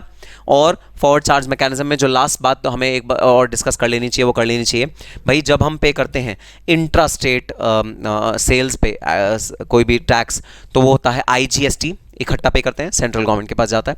जब हम पे करते हैं इंटर स्टेट, जब हम पे करते हैं इंटर स्टेट, तो वो 2 टुकड़ों में डिवाइड हो जाता है, सीजीएसटी और एसजीएसटी। ठीक है, ये हमारी लास्ट बार जो हम फॉरवर्ड मैकेनिज्म में करते हैं। अगर हम इंट्रा स्टेट पे कर रहे हैं, तो पे होता है आईजीएसटी, और जब हम इंटर स्टेट पे करते हैं तो पे होता है सीजीएसटी और एसजीएसटी टैक्स पे होता है। ठीक है भाई, ये हमारी आखिरी बात थी फॉरवर्ड चार्ज मैकेनिज्म की। आओ अब स्टार्ट करते हैं आज की class, reverse charge mechanism. Reverse charge mechanism जना पूछिए, अगर बी अनरजिस्टर्ड होता तो क्या होता? वही होता जो ए के साथ हुआ है, जो ए के साथ हुआ है वही होता। बी पे चेन ब्रेक होती, बी का सारा खर्चा बन जाता और बी आगे सप्लाई करता, बी को आईटीसी क्रेडिट नहीं मिलता, वही होता। आशीष पूछ रहा है जो 9,000 गवर्नमेंट को एक्स्ट्रा मिला उसका बर्डन किस पे आया? उसका बर्डन आया ए पे, उसका बर्डन आया ए पे। ए ने उसे खर्चे की तरह अपने बुक्स में रिकॉग्नाइज किया। ए का बर्डन आया जो 9,000 गवर्नमेंट को एक्स्ट्रा, वो ए की जेब से गया, ए ने नुकसान भुगता। अब तक कोई पकड़ नहीं पाया मैंने अभी भी गलती करी है, नालायक। कोई नहीं बोल रहा गलती के बारे में, है ना, कोई नहीं बोल रहा गलती के बारे में, नालायक। मैंने अभी भी बहुत बड़ी गलती करी है, उसके बारे में चैट बॉक्स में कोई डिस्कशन नहीं है। मैंने गलती क्या करी? मैंने गलती करी इंट्रा स्टेट सेल पे होता है सीजीएसटी और एसजीएसटी, और इंटर स्टेट सेल पे होता है आईजीएसटी। ये मैंने उल्टा बोल दिया था। कोई पकड़ ही नहीं सकता। नहीं सर, कौन कोई पकड़ सकता है? कोई नहीं पकड़ सकता गलती को, है ना। इंटर स्टेट सेल पे होता है आईजीएसटी, इंट्रा स्टेट सेल में होता है सीजीएसटी और एसजीएसटी।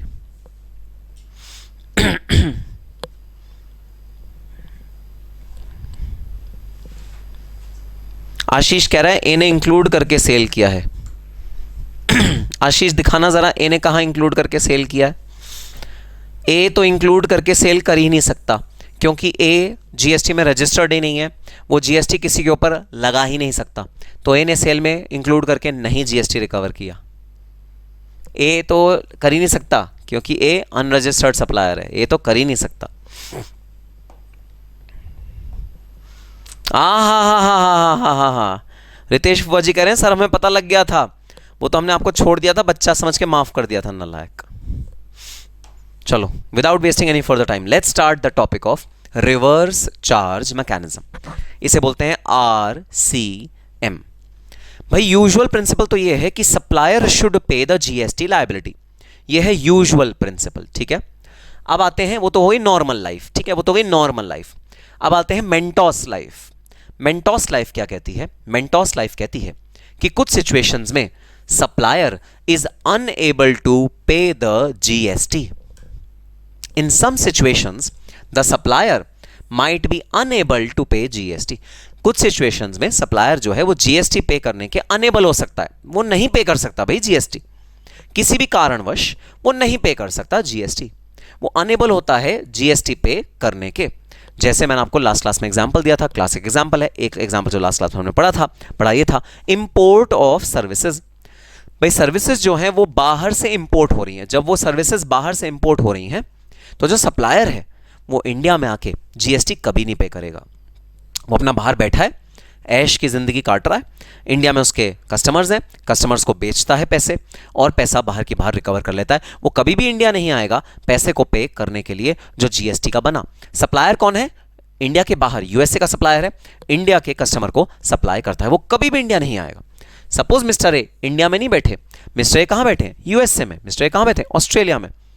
वो कभी भी जो गुड्स ट्रांसफर हुए मिस्टर बी इंडिया में ही है, वो कभी भी इंडिया नहीं आएंगे उन गुड्स के लिए जो इंडिया में मिस्टर बी को बेचे। वो कभी भी नहीं आएंगे जीएसटी पे करने के लिए। डर लगता है सबको इंडिया के टैक्सेस से, डर लगता है सबको इंडिया के कंप्लायंसेस से, डर लगता है सबको इंडिया में जो कॉम्प्लेक्स लॉज हैं उनसे। तो कोई नहीं पछड़े में पड़ना चाहता। तो मिस्टर ए कभी भी इंडिया नहीं आएंगे और कभी भी जीएसटी पे नहीं करेंगे इंडिया को। तो इंडियन गवर्नमेंट ने बोला कुछ चुनिंदा परिस्थितियों में जो हम नोटिफाई करेंगे। भाई हर सिचुएशन में नहीं हो सकता ये, ना ना ना ना ना, हर सिचुएशन में नहीं हो सकता है। उन सिचुएशंस में जहां हम नोटिफाई करेंगे by way of a notification, हम लोग स्पेसिफिकली जीएसटी लॉ में लिखेंगे। उन चुनिंदा केसेस में, उन चुनिंदा गुड्स एंड सर्विसेज में आप, जो ये आपका जनरल रूल है, जनरल रूल क्या है? Supplier should pay the tax, supplier should pay the tax. तो कुछ चुनिंदा सिचुएशंस में हम इस सिचुएशन को, हम इस प्रिंसिपल की उल्टी कर देंगे, हम इस प्रिंसिपल की उल्टी कर देंगे। नहीं नहीं, उल्टी मतलब वॉमिट नहीं, उल्टी मतलब उल्टा कर देंगे, इसे रिवर्स कर देंगे। और हम कहेंगे सुनो बी, सुनो बी, जो गुड्स मिस्टर ए ने तुम्हें बेचे हैं ना, जो गुड्स मिस्टर ए ने तुम्हें बेचे हैं ना 1,00,000 रुपए के, उन पे भाई जीएसटी तो नहीं लगाया था उन्होंने, है ना? उन्होंने तो नहीं लगाया था, ए ने तो जीएसटी नहीं लगाया था। तो ऐसा है, तुम इस पे जीएसटी पे करो, तुम 18,000 रुपए अपनी जेब से इस पे जीएसटी पे करो। दोबारा सुनो भाई, दोबारा सुनो, ठीक है? स्टार्ट कर रहे हैं अपना टॉपिक। कान और आंख एकदम खुले रखना, सवाल जवाब का सिलसिला थाम दो थोड़ी देर के लिए, पूरा कॉन्सेप्ट खत्म होने दो, फिर जितने मर्जी आए सवाल पूछना, जितने मर्जी आए डाउट्स मैं तुम्हारे क्लियर करूंगा। एक बार पहले कॉन्सेप्ट क्लियर हो जाने दो, उसके बाद जितने सवाल तुम्हारे मन में आए सब पूछे ना। अभी सवालों का सिलसिला थाम दो, अभी सवालों का सिलसिला रोक दो। मिस्टर ए फॉरेन में बैठे हैं, इंडिया से बाहर, मिस्टर बी इंडिया में बैठे हैं। मिस्टर ए ने 1,00,000 रुपए का सामान मिस्टर बी को फॉरवर्ड किया और बोला मिस्टर बी लो, तुम्हें जो सामान चाहिए था लो, मेरे 1,00,000 रुपए मुझे दे दो। मिस्टर बी को 1,00,000 रुपए मिस्टर ए को देने थे। मिस्टर बी ने बोला अरे मिस्टर ए, सुनो मिस्टर ए, रुको रुको रुको जरा, आपको 1,00,000 रुपए के अलावा मुझसे जीएसटी भी लेना चाहिए। अरे आपकी टैक्सेबल सप्लाई है भाई, इंडिया में जीएसटी एक्ट है, जीएसटी लॉ है जो कहता है अगर आप कोई भी सप्लाई करते हो और वो टैक्सेबल है तो उस पर जीएसटी भी रिकवर होना चाहिए। मिस्टर ए, सुनो मिस्टर ए, मेरे से 1,00,000 रुपए पे जीएसटी भी तो लो और बकायदा मुझे एक टैक्स इनवॉइस दो, बकायदा मुझे एक टैक्स इनवॉइस दो। बकायदा मतलब आप उसमें प्रॉपर जैसा लॉ कहता है वैसा आप पूरी चीजें लिखो और मुझे टैक्स इनवॉइस बना कर दो। और मिस्टर ए, मुझसे आप 1,00,000 नहीं 1,18,000 रुपए रिकवर करो। मिस्टर ए सारी बातें सुनता रहा। मिस्टर ए ने सारी बातें सुनने के बाद कहा अब्बा डब्बा डब्बा, अब्बा जब्बा जब्बा, what are you talking about? मुझे कुछ नहीं समझ में आ रहा आप ये क्या बोल रहे हो, मुझे कुछ नहीं समझ में आ रहा आप ये क्या बोल रहे हो। अब्बा डब्बा डब्बा, I don't understand. I am asking you to pay 1,00,000। Are you a fool? Are you a fool that you want to pay 1,18,000 to me? No, I don't want 1,18,000 from you, I want 1,00,000 from you. Mister B समझाता समझाता पागल हो गया। Mister B समझाता समझाता पागल हो गया कि भाई 1,00,000 आपको मेरे से नहीं लेने चाहिए, आपको 1,18,000 लेने चाहिए। मिस्टर ए समझने को तैयार नहीं है कि मैं तो 1,00,000 मांग रहा हूं, तुम 1,18,000 मुझे काय बात का दे रहे हो। दूसरी बात जो मिस्टर ए समझने के लिए तैयार नहीं है, टैक्स इनवॉइस का होता है भाई, टैक्स इनवॉइस का होता है। ई का, ई कौन से ग्रह का शब्द है? ई का होता है।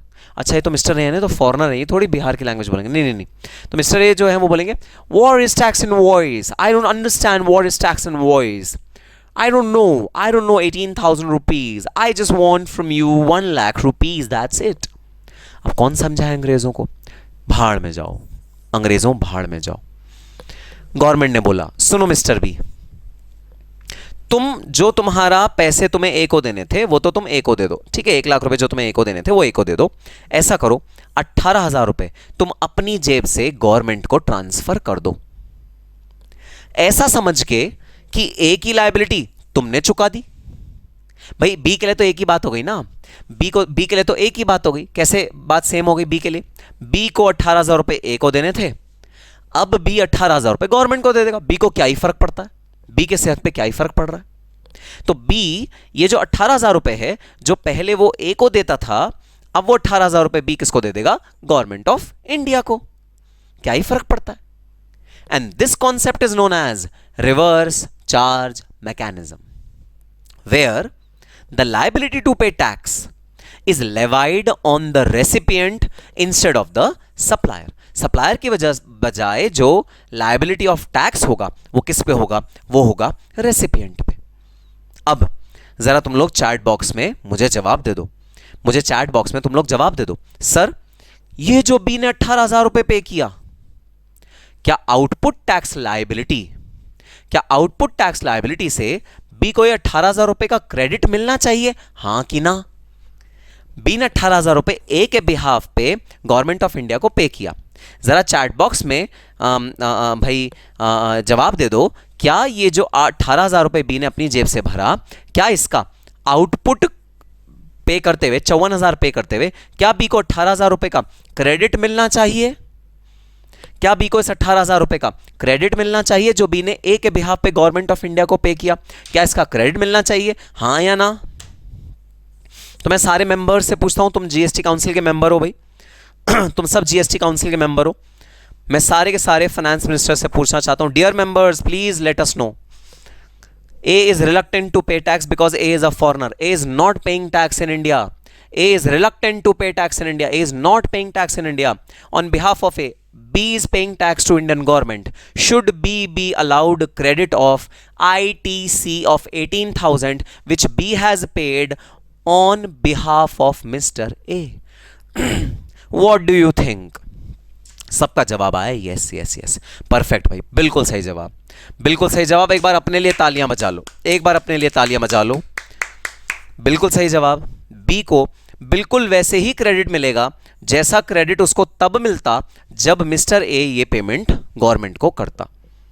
बी को बिल्कुल उसी सिचुएशन में क्रेडिट मिल जाएगा, कोई टेंशन की बात नहीं है। ए गवर्नमेंट को कुछ भी पेमेंट नहीं करेगा, देखो यहां लिखा है no payment reverse charge mechanism में, क्योंकि ए फॉल करता है। ए नो पेमेंट, क्यों ए नो पेमेंट? बिकॉज ये रिवर्स चार्ज मैकेनिज्म में फॉल करता है। ए ने गवर्नमेंट को कुछ भी पे नहीं किया, और ए का जो 18,000 था वो किसने पे किया? वो भाई मिस्टर बी ने पे किया गवर्नमेंट ऑफ इंडिया को। ए का 18,000 रुपए किसने पे किया? बी ने पे किया गवर्नमेंट ऑफ इंडिया को। So no payment by A to government of India because of reverse charge mechanism.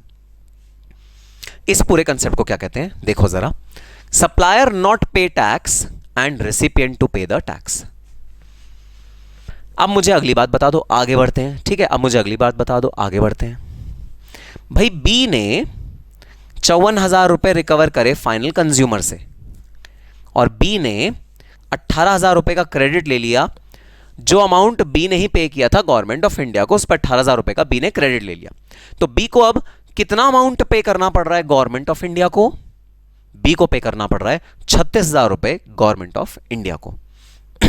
तो बताना जरा, बी ने 18,000 रुपए पे किया गवर्नमेंट ऑफ इंडिया को under the reverse charge mechanism.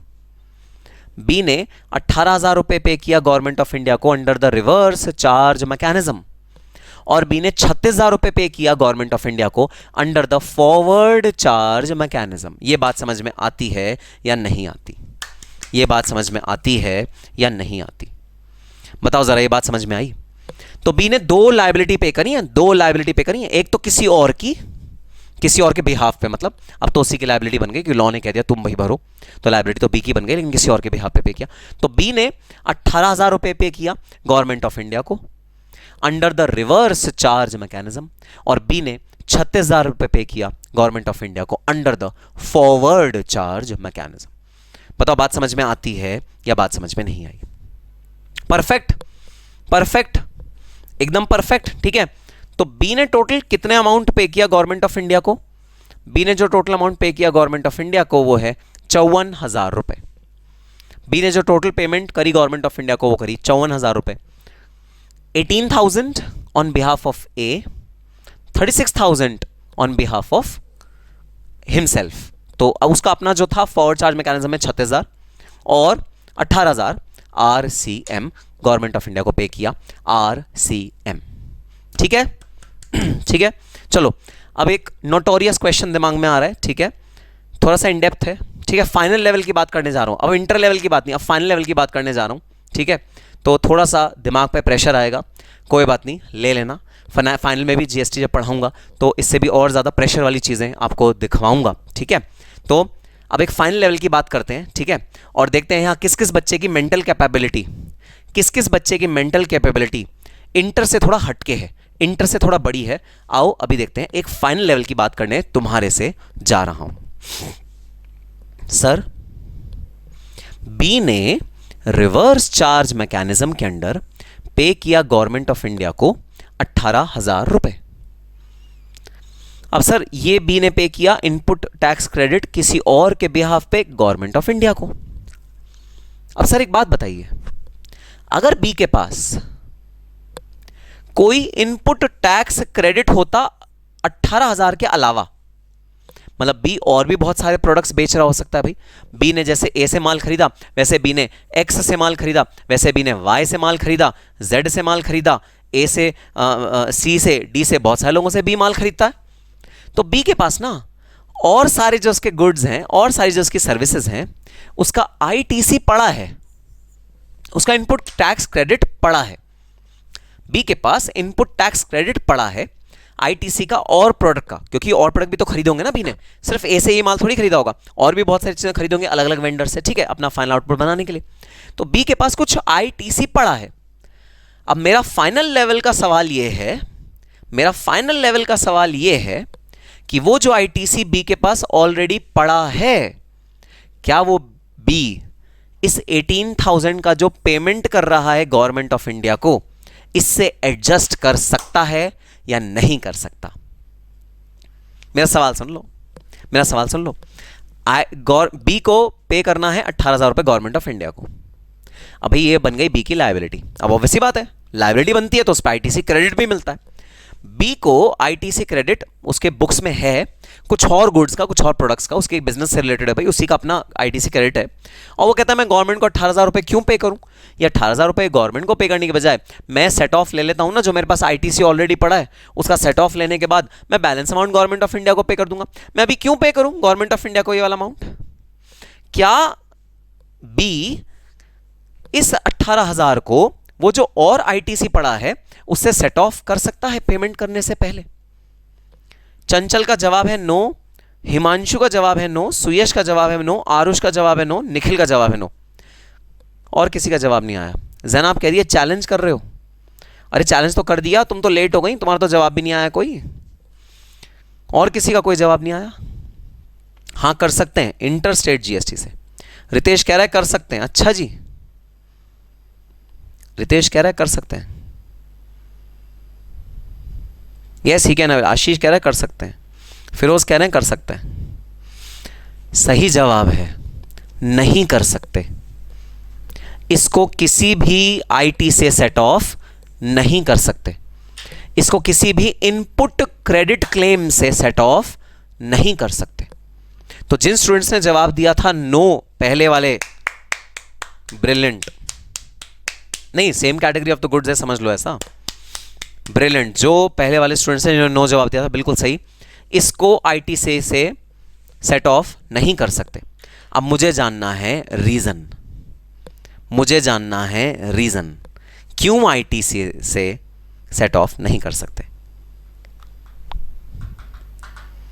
इसको आईटीसी से सेट ऑफ क्यों नहीं कर सकते? अगर और कोई आईटीसी अवेलेबल है तो उससे सेट ऑफ क्यों नहीं कर सकते? इसको और किसी आईटीसी से सेट ऑफ क्यों नहीं कर सकते? आंसर है नो, ठीक है, no is the correct answer. अब मुझे चाहिए रीजन, अब मुझे चाहिए रीजन क्यों इसको किसी और आईटीसी से सेट ऑफ नहीं कर सकते। अरे कर दो ना सेट ऑफ, नेट लायबिलिटी पे करो गवर्नमेंट ऑफ इंडिया को। रीजन बता दो भाई, रीजन रीजन अगर सेट ऑफ करेगा तो ए लाइबिलिटी खत्म हो जाएगी। साक्षी कुछ नहीं समझ में आया, लेकिन साक्षी वैसे क्लोज है आंसर के। और कोई रीजन? क्योंकि आईटीसी सिर्फ सप्लाई पे सेट ऑफ होगा, आईटीसी सिर्फ सप्लाई पे सेट ऑफ होगा। हाँ तो ये सप्लाई, अच्छा तुम कह रहे हो जो आगे सप्लाई करेंगे आईटीसी सिर्फ उस पे सेट ऑफ होगा। सप्लाई पे होता है सिर्फ। अरे वाह, हिमांशु ने जवाब दिया। ज़ैना very good answer, superb superb, बहुत अच्छा जवाब। अरे भाई सुनो, ये तो खुद ही आईटीसी है। ये क्या है? ये क्या आउटवर्ड टैक्स लायबिलिटी है बी की, या ये खुद ही आईटीसी है? ये तो खुद ही आईटीसी है, ये तो खुद ही इनपुट टैक्स क्रेडिट है। अच्छा, इनपुट टैक्स क्रेडिट को इनपुट टैक्स क्रेडिट से सेट ऑफ करोगे? Not possible. ये तो खुद ही इनपुट टैक्स क्रेडिट है। आरसीएम पे जो जीएसटी पे होता है, what is it? It is input tax credit जो आप ए के बिहाफ पे गवर्नमेंट ऑफ इंडिया को पे कर रहे हो। तो आंसर है नो। जो आरसीएम का जो भाई लाइबिलिटी होती है वो आईटीसी से सेट ऑफ नहीं हो सकती, क्योंकि आरसीएम की लाइबिलिटी जीएसटी की खुद ही आईटीसी होती है। It is in self ITC. तो जब आपको आईटीसी सेट ऑफ लेना होता है, तो जब आप आगे सप्लाई करते हो उस पे जो जीएसटी की लाइबिलिटी आती है उससे सेट ऑफ लिया जाता है। भाई आईटीसी को आईटीसी से सेट ऑफ नहीं कर सकते। लेकिन हाँ, ये जो है ये है आउटवर्ड टैक्स लाइबिलिटी। तो अगर तुम आईटीसी को इससे सेट ऑफ करना चाहते हो, मुझे कोई प्रॉब्लम नहीं है, आराम से सेट ऑफ करो, कोई टेंशन ही नहीं है भाई, कोई टेंशन ही नहीं है। सो आईटीसी से आईटीसी सेट ऑफ नहीं हो सकता। तो 18,000 रुपए से कोई भी और आईटीसी सेट ऑफ नहीं हो सकता। भाई ऐसा है, फीस लो रिफंड तुम अपनी, ठीक है। तुम ऑलरेडी फाइनल लेवल तक का तो जानते हो, क्या पढ़ के तुम टाइम पास कर रहे हो हैं? तुम खुद ही फाइनल लेवल का तो जानते हो। फीस लो रिफंड, तुम ऑलरेडी अच्छा जीएसटी जानते हो, बस कॉन्फिडेंस तुम्हारे अंदर लो है। जो तुम वीडियो लेक्चर्स देखने आ गए, क्लासें ले रहे हो, इतना शिद्दत से पढ़ रहे हो, नोट्स पढ़ रहे हो, मेरी बुक पढ़ रहे हो, अरे ये सब बेकार की बातें छोड़ो। फीस लो रिफंड मेरी टीम से और खुद पढ़ो, क्योंकि तुम सबको तो आंसर ऑलरेडी आता है। बिल्कुल सही तुम्हारा एनालिसिस है, बिल्कुल सही एनालिसिस है एकदम।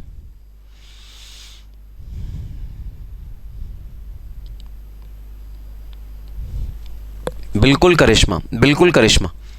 आईटीसी तो बी का है, तो दूसरे की लायबिलिटी से खुद का सेट ऑफ क्यों करेगा? तो जो आईटीसी है किसी दूसरे का है आईटीसी, है ना? बिल्कुल सही जवाब। हाँ बस ये बात कर दो ना, तो रिफंड के मामले में तो सारे के सारे एकदम टूट के पड़ते हैं। हाँ सर बिल्कुल, लाओ रिफंड दो, मैं तो बहुत मन से मांग रही हूँ। जनाब कह रही मैं तो बहुत मन से मांग रही हूँ। क्या जनाब तुम 8-10 महीने हो गए क्या तुम्हें डीटीआईटी पढ़ते हुए? ये रिकॉर्ड कर लिया मैंने, अब जा रही हूँ। ठीक है भाई, बात समझ में आ गई यहाँ तक कि ये एफसीएम ट्रांसफर हुआ, आरसीएम ट्रांसफर हुआ। ठीक है, एक और बात समझ में आ गई, आरसीएम का सेट ऑफ हम आगे वाली आउटपुट लायबिलिटी से तो ले सकते हैं, लेकिन आरसीएम को खुद सेट ऑफ किसी और इनपुट लायबिलिटी से नहीं कर सकते। दोबारा रिपीट, आरसीएम का सेट ऑफ हम किसी और आउटपुट लायबिलिटी से तो ले सकते हैं, जैसे यहां पर ले रहे हैं, लेकिन आरसीएम की लायबिलिटी का सेट ऑफ हम अपने किसी इनपुट क्रेडिट से नहीं ले सकते, क्योंकि आरसीएम खुद ही एक इनपुट लायबिलिटी है। तो भाई बी ने कितना रुपए गवर्नमेंट ऑफ इंडिया को पे किया? 54,000 रुपए गवर्नमेंट ऑफ इंडिया को पे किया एज जीएसटी लायबिलिटी। अब आ जाओ, चलते हैं बेचारे ए के पास, चलते हैं बेचारे ए के पास। और अब तुम ही लॉ बनाओगे, ठीक है? मैं नहीं बताऊंगा तुम्हें, मैं नहीं बताऊंगा। तुम अपने लॉजिक के बेसिस पे, तुम अपनी अंडरस्टैंडिंग के बेसिस पे, तुम अपने परफेक्ट लॉजिक के बेसिस पे डिसीजन लेते हो ना, तुम्हें याद भी रहेगा, ठीक है? याद भी रहेगा तुमको, ठीक है? आरुष कह रहे हैं सर आप गुस्से से तो नहीं ना बोल रहे हो, फीस रिफंड करोगे ना? अरे आरुष मैं बहुत प्यार से बोल रहा हूं, फीस रिफंड नहीं करूंगा ना। डिस्ट्रीब्यूशन ऑप्टिमाइज हो जाएगा। चंचल ये वर्ड मुझे नहीं समझ में आते, जो तुम्हें वर्ड बड़े बड़े यूज करते हो ना डिक्शनरी के। ऑप्टिमाइज, डिस्ट्रीब्यूशन पे ऑप्टिमाइजेशन हो जाएगा, सेंटर और स्टेट, पता नहीं क्या क्या बोल रहे हो तुम। भाई आ जाओ, अब आ जाओ मुद्दे की बात पे। अब आते हैं मिस्टर ए पे, जो कि फॉरेन सप्लायर है, ठीक है? मिस्टर ए बहुत चालू आदमी है, बहुत चालू आदमी है, और ये चालूपंथी आजकल वर्ल्ड के बहुत सारे लोग कर रहे हैं। मिस्टर ए माल खरीदते हैं इंडियन से, मिस्टर ए माल खरीदते हैं इंडियन से, वही माल यूएसए में मंगाते हैं, उस पर टैग लगाते हैं मेड इन यूएसए, और वही माल बी को इंडिया में बेच देते हैं। ये कई सालों तक कई देशों ने इंडिया के साथ किया है। इंडिया से ही प्रोडक्ट खरीदा, जैसे सबसे क्लासिक एग्जांपल है कपड़ा, कपड़ा इंडिया से ही खरीदा, उस पे अपना ब्रांड लगाया यूएसए भेज के, और उसे वापस इंडिया में बेच दिया। तो ऐसा बहुत सारे जगह होता है। तो अब एज्यूम करो मिस्टर ए जो जहाँ से माल खरीद रहे हैं वो इंडियन है, रजिस्टर्ड है इंडियन जीएसटी एक्ट में, तो ऑब्वियस सी बात है वो ये वाला जो 9000 है वो अमाउंट लगा के एक इनवॉइस में भेजेगा, है ना, एक इनवॉइस में भेजेगा। अब भाई ए जो है, ए तो फॉरेनर है, तो रिवर्स चार्ज मैकेनिज्म पे आता है, तो उस पर तो भाई जीएसटी अप्लाई ही नहीं होता, उस पर तो जीएसटी अप्लाई ही नहीं होता। तो अब मुझे एक चीज बता दो, ये जो 9000 रुपए है ये ए के लिए क्या बन जाएगा, आईटीसी इनपुट टैक्स क्रेडिट या एक्सपेंस? अब तुम लोग मुझे बताओगे, ठीक है, तुम लोग मुझे बताओगे। अब मैं नहीं लॉ बनाऊंगा, अब तुम लॉ बनाओगे।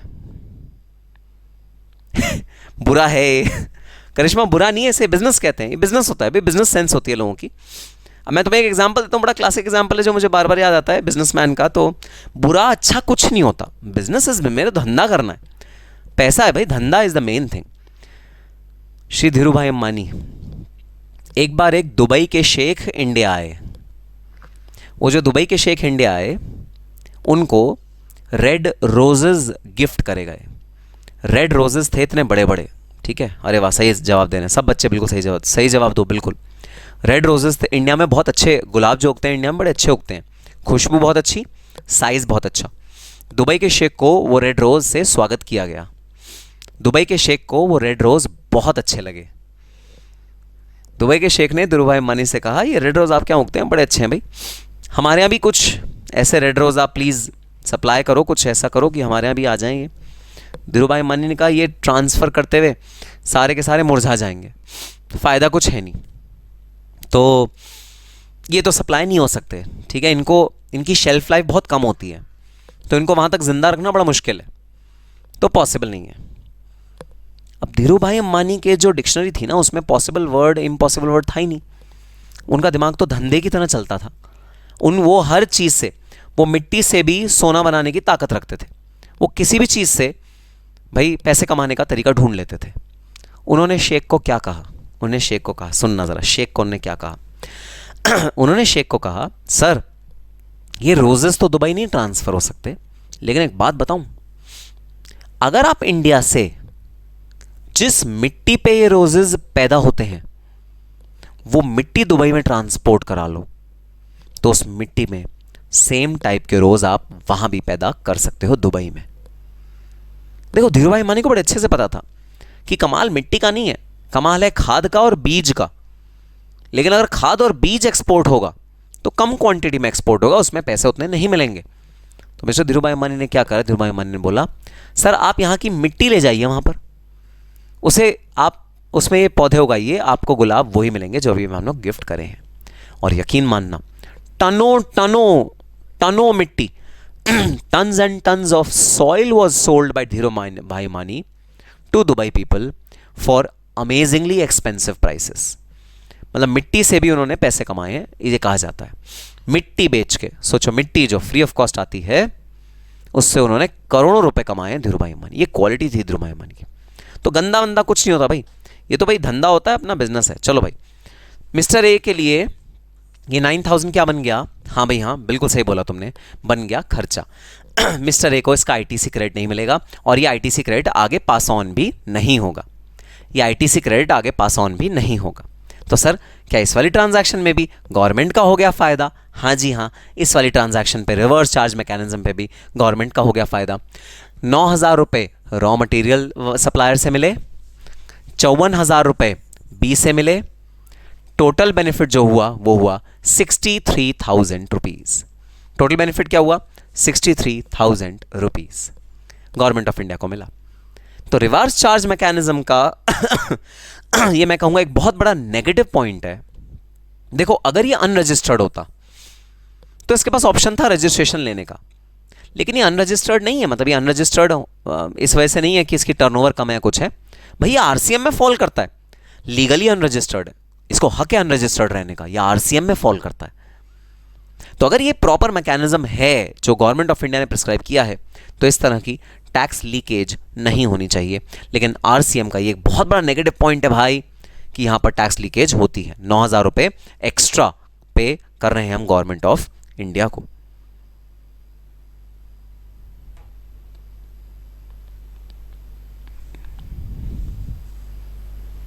ठीक है, तो जी हाँ, 9,000 रुपए का खर्चा बन गया मिस्टर के ए के हाथ में। 9,000 रुपए जो गवर्नमेंट ऑफ इंडिया को पे हुए वो एक्स्ट्रा पे हुए। मिस्टर ए कोई पेमेंट नहीं करेगा भाई गवर्नमेंट ऑफ इंडिया को under the reverse charge mechanism. तो भाई ये तो मैंने एक एग्जांपल दिया कि ये इंपोर्टर है, ठीक है, ये इंपोर्टर ऑफ गुड है, लेकिन ऐसे बहुत सारी और गुड्स एंड सर्विसेज हैं जिनके लिए गवर्नमेंट ऑफ इंडिया ने बोला हुआ है कि ये वाली गुड्स एंड सर्विसेज पे आरसीएम लगेगा। मतलब जो बंदा ये सर्विसेज दे रहा है या सप्लाई दे रहा है उस पे जीएसटी नहीं लगेगा, जो बंदा इनको ले रहा है उस पे जीएसटी लगेगा। और अगर मैं तुम्हें एग्जाम्पल दूं तो फार्मर्स को ये बहुत बड़ा बेनिफिट दिया गया है, फार्मर्स को। जैसे सपोज मिस्टर ए काजू उगाते हैं, कैश्यू नट, काजू उगाते हैं, तो मिस्टर ए जो काजू उगाते हैं वो मिस्टर बी को देते हैं काजू, ठीक है, इंडिया में, दोनों इंडिया में, ए भी इंडिया में, बी भी इंडिया में। मिस्टर ए जो काजू उगाते हैं वो देते हैं बी को, ठीक है। अब मिस्टर ए है एक एग्रीकल्चरिस्ट, वो कहां से जाने जीएसटी की पेचीदगियां, वो कहां से रिटर्न भरें, ये समझे, सब ये होता है, सीए रखें, सीएम में रखें, कोई फाइनेंशियल कंसल्टेंट रखें, अरे कहां से मिस्टर ए ये सब काम करेंगे, मिस्टर ए के पास कोई रिसोर्सेज ही नहीं है। तो गवर्नमेंट ऑफ इंडिया कहती है ठीक है भाई मिस्टर ए, आप मत कंप्लाइंसेस करो जीएसटी की, हम जो आपसे खरीद रहा है ना काजू, जो खरीद रहा है, होलसेलर जो खरीद रहा है काजू, दिल्ली में खारी बावली है wholesale market of dry fruits, तो खारी बावली में जो ये बंदा बैठा है ना जो आपसे खरीद रहा है वो आपके बिहाफ पे जीएसटी गवर्नमेंट ऑफ इंडिया को पे कर देगा, आप टेंशन मत लो। तो आरसीएम के अंडर क्या प्रावधान है कि जो सप्लायर है उसको टैक्स पे नहीं करना, और जो टैक्स पे करेगा वो कौन करेगा, रिसिपिएंट टैक्स पे करेगा। सर क्या ऐसा हो सकता है कि जो सप्लायर आरसीएम में कवर्ड है वो अनरजिस्टर्ड पर्सन हो या रजिस्टर्ड पर्सन हो, वो क्या होना चाहिए, क्या वो रजिस्टर्ड पर्सन हो सकता है, क्या वो रजिस्टर्ड पर्सन हो सकता है, क्या मिस्टर ए रजिस्टर्ड पर्सन हो सकता है? हाँ भाई हाँ, मिस्टर ए रजिस्टर्ड पर्सन हो सकता है। समझो कैसे। मिस्टर ए प्रोडक्ट ए बना रहा है, प्रोडक्ट बी बना रहा है, प्रोडक्ट सी बना रहा है। मिस्टर ए 3 प्रोडक्ट बना रहा है, product A, product B, product सी।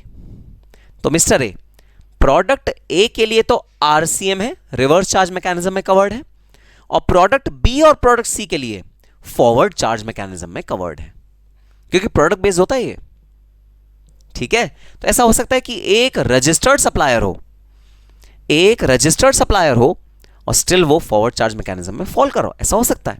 और ऐसा भी हो सकता है कि ए अनरजिस्टर्ड हो, इसकी टर्नओवर इतनी कम है, 20 लाख से भी कम है, तो उसने रजिस्ट्रेशन लिया नहीं, तो ए रजिस्टर्ड भी हो सकता है, ए अनरजिस्टर्ड भी हो सकता है, दोनों पॉसिबिलिटी हैं रिवर्स चार्ज मैकेनिज्म में, ठीक है। बोर्ड थोड़ा ऊपर करो, डिफरेंसेस नीचे का नहीं दिख रहा है। अच्छा, अरे नीचे का भी मैंने तुम्हें दिखाया भी नहीं, तुम्हें दिखना भी नहीं है, अभी तुम्हें सिर्फ ऊपर का ही देखना है, नीचे का तो मैंने दिखाया नहीं, देखोगे कहां से नालायक। रजिस्टर्ड हुआ तो खुद की रिटर्न फाइल करनी पड़ेगी उसे। अच्छा जनाब ने आगे की बात बता दी, ओहो। चलो भाई आगे की बात देखते हैं। तो भाई अब हम कंपैरिजन करेंगे, अगर मिस्टर ए रजिस्टर्ड हुआ तो क्या होगा, अगर मिस्टर ए रजिस्टर्ड नहीं हुआ तो क्या होगा, अगर मिस्टर ए रजिस्टर्ड हुआ तो क्या होगा, अगर मिस्टर ए रजिस्टर्ड है तो क्या होगा, अगर मिस्टर ए रजिस्टर नहीं होगा तो क्या होगा। अब हम इस चीज पे कंपैरिजन कर रहे हैं। ये क्या है, कुछ प्रोसीजरल एस्पेक्ट्स हैं, प्रोसीजर कौन फॉलो करेगा उसके एस्पेक्ट्स हैं। ए जो एफसीएम में कवर्ड है, आरसीएम में भी कवर्ड है, आरसीएम मतलब रिवर्स चार्ज मैकेनिज्म में इसका वाला गुड आता है, तो इसको जीएसटी पे करने की जरूरत नहीं है, बी को जीएसटी पे करने की जरूरत है, ठीक है। अब देखते हैं दोनों में डिफरेंस, ठीक है। अगर ए रजिस्टर्ड सप्लायर है, उसने रजिस्ट्रेशन लिया हुआ है, उसने रजिस्ट्रेशन लिया हुआ है, लेकिन क्योंकि वो आरसीएम में कवर्ड है इसलिए टैक्स लायबिलिटी नहीं है, टैक्स नहीं पे करता, लेकिन रजिस्ट्रेशन लिया हुआ है। अगर मिस्टर ए रजिस्टर्ड सप्लायर है तो भाई इनवॉइस कौन बनाएगा, टैक्स इनवॉइस, मिस्टर ए टैक्स इनवॉइस बनाएगा, टैक्स इनवॉइस कौन बनाएगा? मिस्टर ए टैक्स इनवॉइस बनाएगा। देखो मिस्टर ए कैसे टैक्स इनवॉइस बनाएगा, मैं तुम्हें एक टैक्स इनवॉइस बना के भी दिखाता हूँ, ठीक है। तो मिस्टर ए टैक्स इनवॉइस बनाएगा टू बी, ठीक है, value of goods 1 lakh rupees, GST 18,000 रुपए। मिस्टर ए अनरजिस्टर्ड पर्सन है लेकिन रिवर्स चार्ज मैकेनिज्म में फॉल करता है। तो मिस्टर ए क्या करेगा? इनवॉइस बनाएगा। रजिस्टर्ड पर्सन है, इनवॉइस बनाने का हक रखता है, जीएसटी नंबर है, इनवॉइस जीएसटी नंबर के बिना बनता नहीं, जीएसटी रजिस्ट्रेशन बना सकता है वो। इनवॉइस बनाएगा, उसमें लिखेगा वैल्यू है मेरे गुड की 1 लाख, इस गुड पे जो मैं बी को बेच रहा हूं उस पर जो जीएसटी आएगा वो आएगा 18,000। उसके बाद यहां पर एक बटन लगा हुआ होगा, टिक बॉक्स जैसा लगा होगा, ठीक है। वो इस टिक बॉक्स पे टिक लगा देगा जहां लिखा है RCM। क्या लिखा है वहां? RCM। वो यहां टिक लगा देगा RCM, और जैसे ही वो टिक लगा देगा RCM, बी को पता लग जाएगा कि जो ए है उसने 18,000 रुपए गवर्नमेंट को पे नहीं करे। तो इनवॉइस कौन बना रहा है? ए बना रहा है। टैक्स को निकाल कौन रहा है? कंप्यूट कौन कर रहा है? ए कंप्यूट कर रहा है। लेकिन यहां एक डिब्बा बना दिया उसने, RCM लिख दिया, उस पर टिक कर दिया। जब ये इनवॉइस बी के पास जाएगा, बी को पता लग जाएगा कि ए ने 18,000 रुपए निकाल तो दिया, लायबिलिटी तो बता दी, लेकिन उसने पे नहीं करी, पे करनी है मुझे। तो ए के बुक्स में जो डेबिट होगा अमाउंट, वो कितना अमाउंट डेबिट होगा? 1 लाख रुपए। बी ए को कितने पैसे देगा? 1 लाख रुपए। इनवॉइस बनेगा 1,18,000 का। इनवॉइस कितना अमाउंट का बनेगा? 1,18,000 का। लेकिन जो ए के अकाउंट्स में अमाउंट जाएगा वो जाएगा सिर्फ 1 लाख रुपए, क्योंकि 18,000 रुपए ए ने पे ही नहीं करे। प्रोसीजर एस्पेक्ट बता रहा हूं भाई, कॉन्सेप्ट खत्म हो चुका है आरसीएम का, कॉन्सेप्ट सारा बचा चुका हूं, प्रोसीजर बता रहा हूं, प्रोसीजर कैसे काम करता है, कैसे काम करता है, बस प्रोसीजर बता रहा हूं।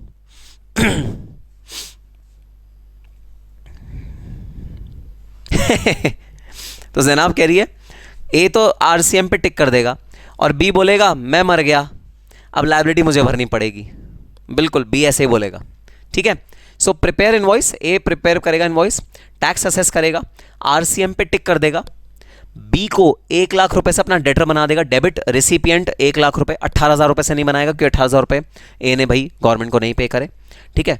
Not to pay GST, A GST नहीं पे करेगा, ऑब्वियसली रिवर्स चार्ज मैकेनिज्म है, सप्लायर को नहीं पे करना होता, ए जीएसटी नहीं पे करेगा। Recipient to pay GST, GST कौन पे करेगा? मिस्टर बी पे करेगा। No ITC because exempt supply, इस पे आईटीसी ए को नहीं मिलेगा, आईटीसी ए को नहीं मिलेगा क्योंकि गवर्नमेंट ने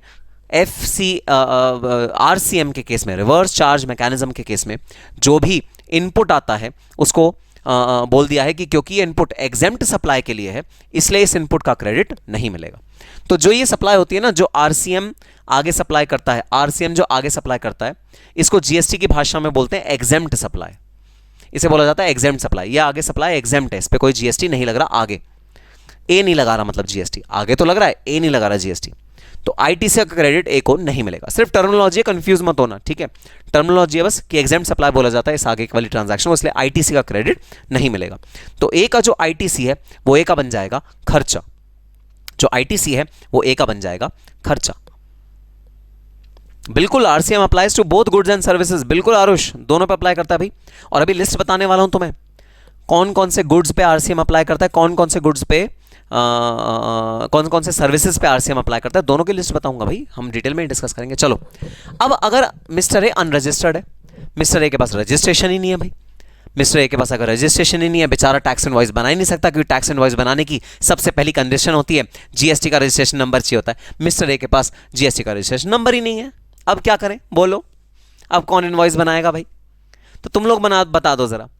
जब मिस्टर ए के पास जीएसटी का रजिस्ट्रेशन नंबर ही नहीं है, जब मिस्टर ए के पास अनरजिस्टर्ड है मिस्टर ए, तो अब टैक्स इनवॉइस बनाने की जिम्मेदारी मिस्टर ए के बिहाफ पे किसकी हो जाएगी? तुम्हें जवाब ऑलरेडी पता है।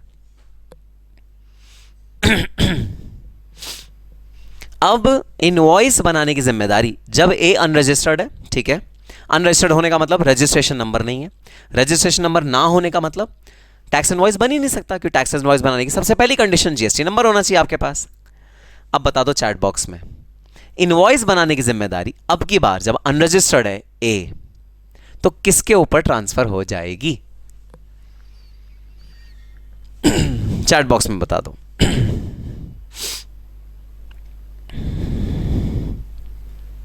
परफेक्ट, बिल्कुल सही जवाब भाई। In this case if A is unregistered, अगर ए अनरजिस्टर्ड है, अगर ए अनरजिस्टर्ड है, if A is unregistered, then recipient to pay to prepare invoice. A के बिहाफ पे कौन इनवॉइस बनाएगा? रिसिपिएंट, मतलब बी इनवॉइस बनाएगा, क्योंकि बी के पास जीएसटी नंबर है, बी इनवॉइस बनाएगा। इस इनवॉइस का एक नाम होता है, इस इनवॉइस का क्या नाम होता है? सेल्फ इनवॉइस, सेल्फ इनवॉइस, ठीक है। इस इनवॉइस का नाम होता है सेल्फ इनवॉइस। तो अगर सपोज मैं तुमसे क्वेश्चन पूछूं, ठीक है, 1 नंबर का क्वेश्चन आ सकता है MCQ type, can the recipient prepare invoice for the goods received by him? Can the recipient of the goods prepare invoice for the goods received by him? तुम्हारा answer होगा yes, it is possible in case of RCM. When the supplier is unregistered, then the liability to prepare invoice is transferred to the recipient. When the supplier is unregistered supplier, then the liability to prepare invoice is transferred to the recipient. इसे बोलते हैं self invoice. खुद का invoice बना रहा है, बिल्कुल खुद का इनवॉइस बना रहा है। पता है ये कैसा हो गया? अरे भाई कैसा हो गया, कैसा हो गया? सुनना, मैं गया शोरूम पे, किसके शोरूम पे? बाटा के शोरूम पे जूते खरीदने के लिए। मैं गया बाटा के शोरूम पे जूते खरीदने के लिए, ठीक है। मुझे जूते बहुत पसंद आए, मुझे स्नीकर्स बहुत पसंद आए, कोई मैंने स्नीकर्स देखे, ठीक है। स्नीकर्स की प्राइस था 8,000 रुपये, 8,000 रुपीज़ के स्नीकर्स। मैंने 8,000, ऑल दो तुम्हें पता ही है मैं फ़ीस इतनी कम चार्ज करता हूँ कि वैसे तो it is not possible for me to buy afford such expensive thing, but ठीक है, मैंने जोड़ा बहुत बहुत सालों से, इस 8,000 रुपये को खर्च करने के लिए कई सालों से मैंने पैसा जोड़ा, और इस पैसे को जोड़ के मैंने वो स्नीकर्स खरीदे। और अब पता है मैं क्या कर रहा हूँ? मैं वहाँ रिसेप्शन पे खड़ा हूँ बाटा के, मैं अपनी जेब से रसीद बुक निकालता हूँ और मैं रसीद बनानी शुरू करता हूँ। To Nikhil Gupta, shoes purchase 8,000 rupees, GST applied, और मैंने खुद ही वो रसीद बना के अपनी जेब में रख ली मैंने खुद ही रसीद बनाई और वो अपनी जेब में रख ली। ये ऐसी सी बात हो गई भाई, खुद ही बनाई रसीद और खुद ही अपनी जेब में रख ली। बट हाँ भाई पॉसिबल है, खुद का इनवॉइस बनाने को कहते हैं सेल्फ इनवॉइस, ठीक है। अच्छा, फिर रेसिपिएंट टू पे टैक्स, टैक्स किसको पे करना है? रिसिपिएंट को पे करना है, जो मिस्टर बी हैं उनको टैक्स पे करना है भाई, रिसिपिएंट टू पे टैक्स। फिर recipient can claim ITC for RCM tax from outward tax. तो आईटीसी क्लेम हो सकता है क्या? रिसिपिएंट ने जो 18,000 रुपये ए के बिहाफ पे करे, क्या बी उसका इनपुट क्रेडिट ले सकता है? हाँ जी हाँ, बिल्कुल ले सकता है। आउटवर्ड टैक्स जो होगा उससे डिडक्ट कर लेगा, उससे माइनस कर लेगा। So recipient can claim ITC for the RCM tax from outward tax. Outward tax से जो बी है वो आईटीसी क्लेम कर सकता है, ठीक है। Last point, recipient can not claim ITC for RCM tax payment. तो अब जब आरसीएम रिवर्स चार्ज मैकेनिज्म का जब टैक्स पे करना है, किसको टैक्स पे करना है? भाई बी को, वो टैक्स पे करते हुए किसी तरह का आईटीसी अवेलेबल नहीं करा सकते, क्योंकि आईटीसी से आईटीसी सेट ऑफ नहीं हो सकता। ये वही वाली बात है जो मैंने तुम्हें बताई थी, फाइनल लेवल की बात है, ठीक है। Recipient can not claim ITC for RCM tax payment. जब रिवर्स चार्ज मैकेनिज्म में टैक्स पेमेंट होता है तो वो भाई रिसिपिएंट क्लेम नहीं कर सकता, आईटीसी से सेट ऑफ नहीं कर सकता, उसे पूरा का पूरा पे ही करना पड़ता है, उसे पूरा का पूरा पे ही करना पड़ेगा जो आरसीएम का टैक्स होगा। किसी भी तरह का आईटीसी सेट ऑफ नहीं मिल सकता, ठीक।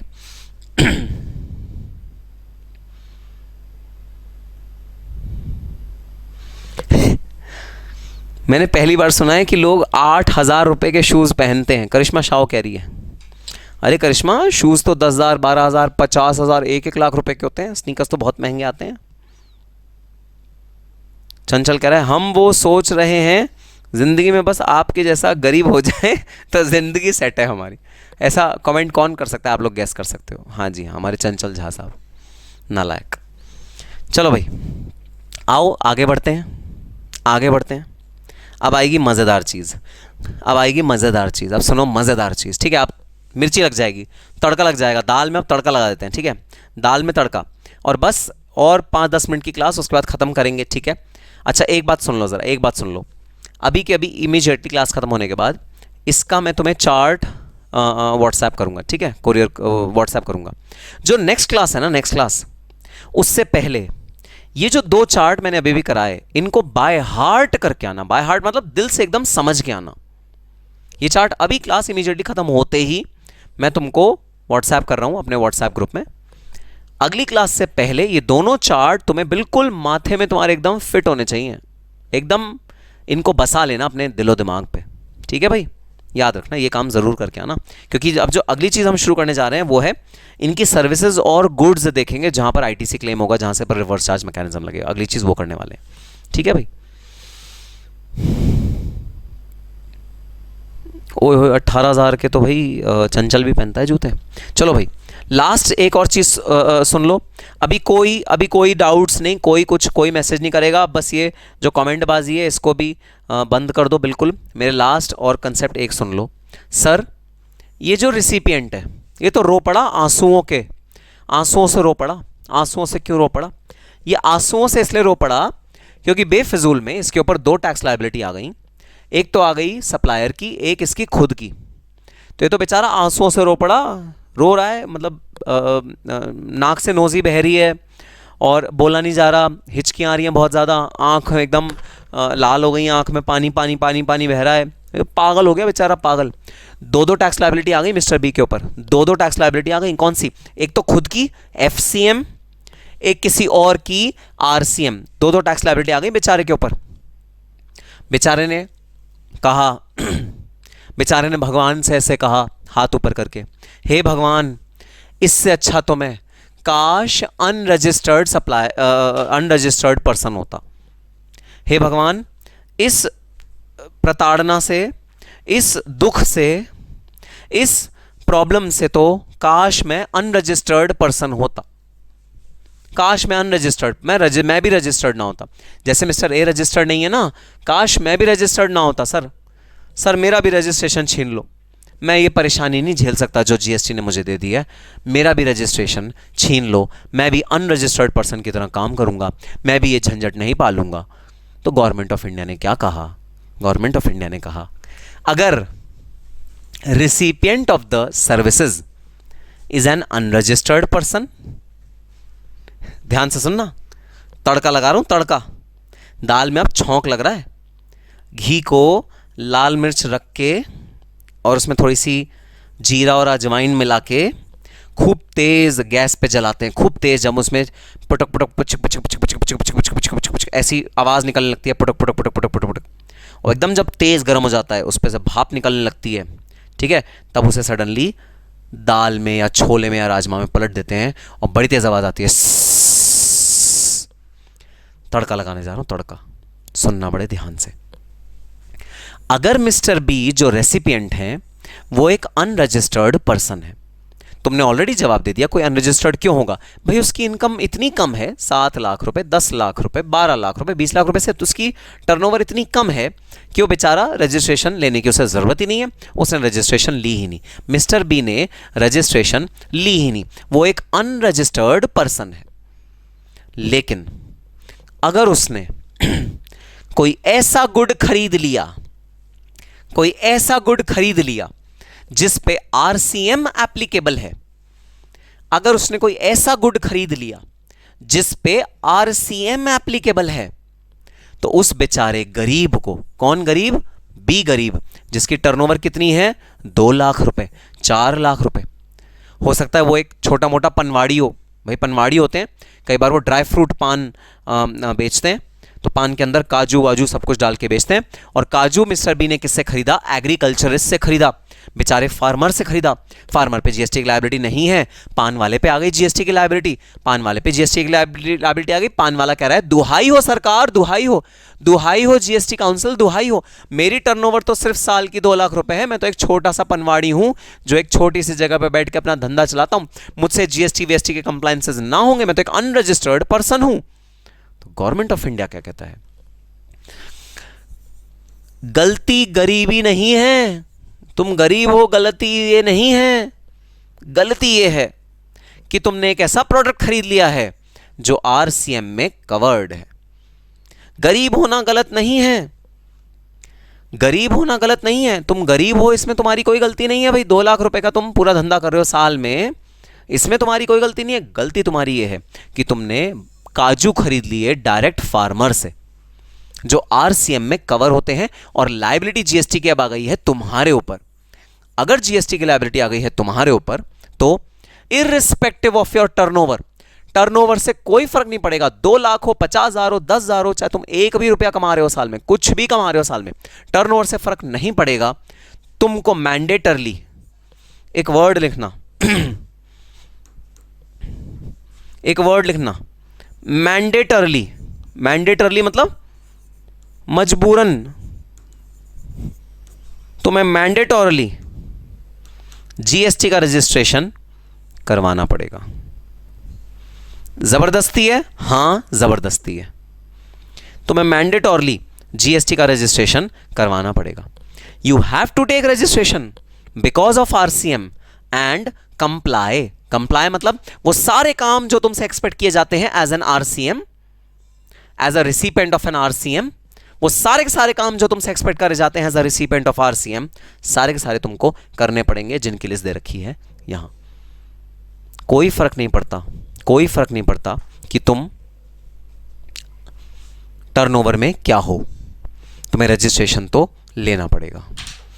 हम खेलते थे ना, बचपन में खेलते थे पोशंपा भाई पोशंपा, लाल किले में क्या हुआ, समथिंग समथिंग समथिंग समथिंग। अब तो जेल की रोटी खानी पड़ेगी, जेल का पानी पीना पड़ेगा, अब तो जेल में आना पड़ेगा। तो अब तो रजिस्ट्रेशन में आना पड़ेगा, भले ही तुम्हारी टर्नओवर कुछ भी हो, तुम्हें रजिस्ट्रेशन तो कराना ही कराना पड़ेगा। ये कहने से काम नहीं चलेगा कि हम तो अनरजिस्टर्ड पर्सन है भाई, हम तो छूट है, नहीं छूट नहीं है, आरसीएम वाला गुड क्यों खरीदा। आरसीएम वाला जो गुड खरीदता है उसे मैंडेटरी रजिस्ट्रेशन लेना पड़ता है, उसे मैंडेटरी आरसीएम का जो कंप्लायंसेस होते हैं सारे के सारे करने पड़ते हैं। अब जब मैंडेटरी तुम्हें ये सारी चीज़ें करनी पड़ेंगी तो डेफिनेटली तुमको रजिस्ट्रेशन लेना ही लेना पड़ेगा। और अगर तुम ऑलरेडी रजिस्टर्ड हो तो कोई टेंशन ही नहीं है। अगर तुम रिसिपिएंट हो, ऑलरेडी रजिस्टर्ड हो, फिर तो टेंशन ही नहीं है। करो ये सारे काम किसके बिहाफ पे? सप्लायर के बिहाफ पे। नौकर बन जाओगे सप्लायर के, एक तरह से सप्लायर के नौकर बन जाओगे। लेकिन भाई देखो, नुकसान भी तो है बेचारे सप्लायर का, आईटीसी खर्चे में कन्वर्ट हो गया। सप्लायर का नुकसान भी तो है, आईटीसी खर्चे में कन्वर्ट हो गया।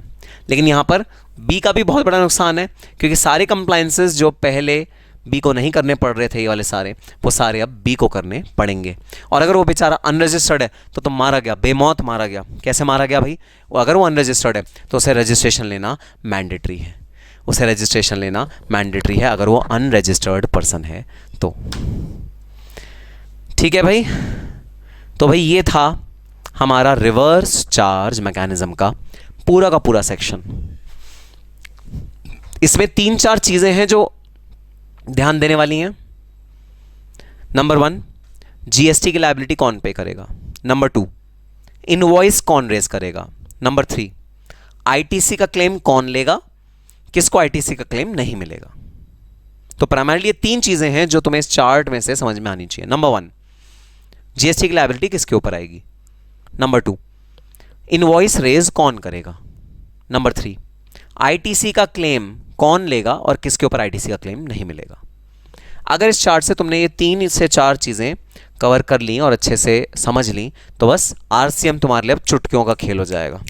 ऐसे चुटकियां बजाते बजाते तुम पूरा आरसीएम का चैप्टर कवर कर लोगे।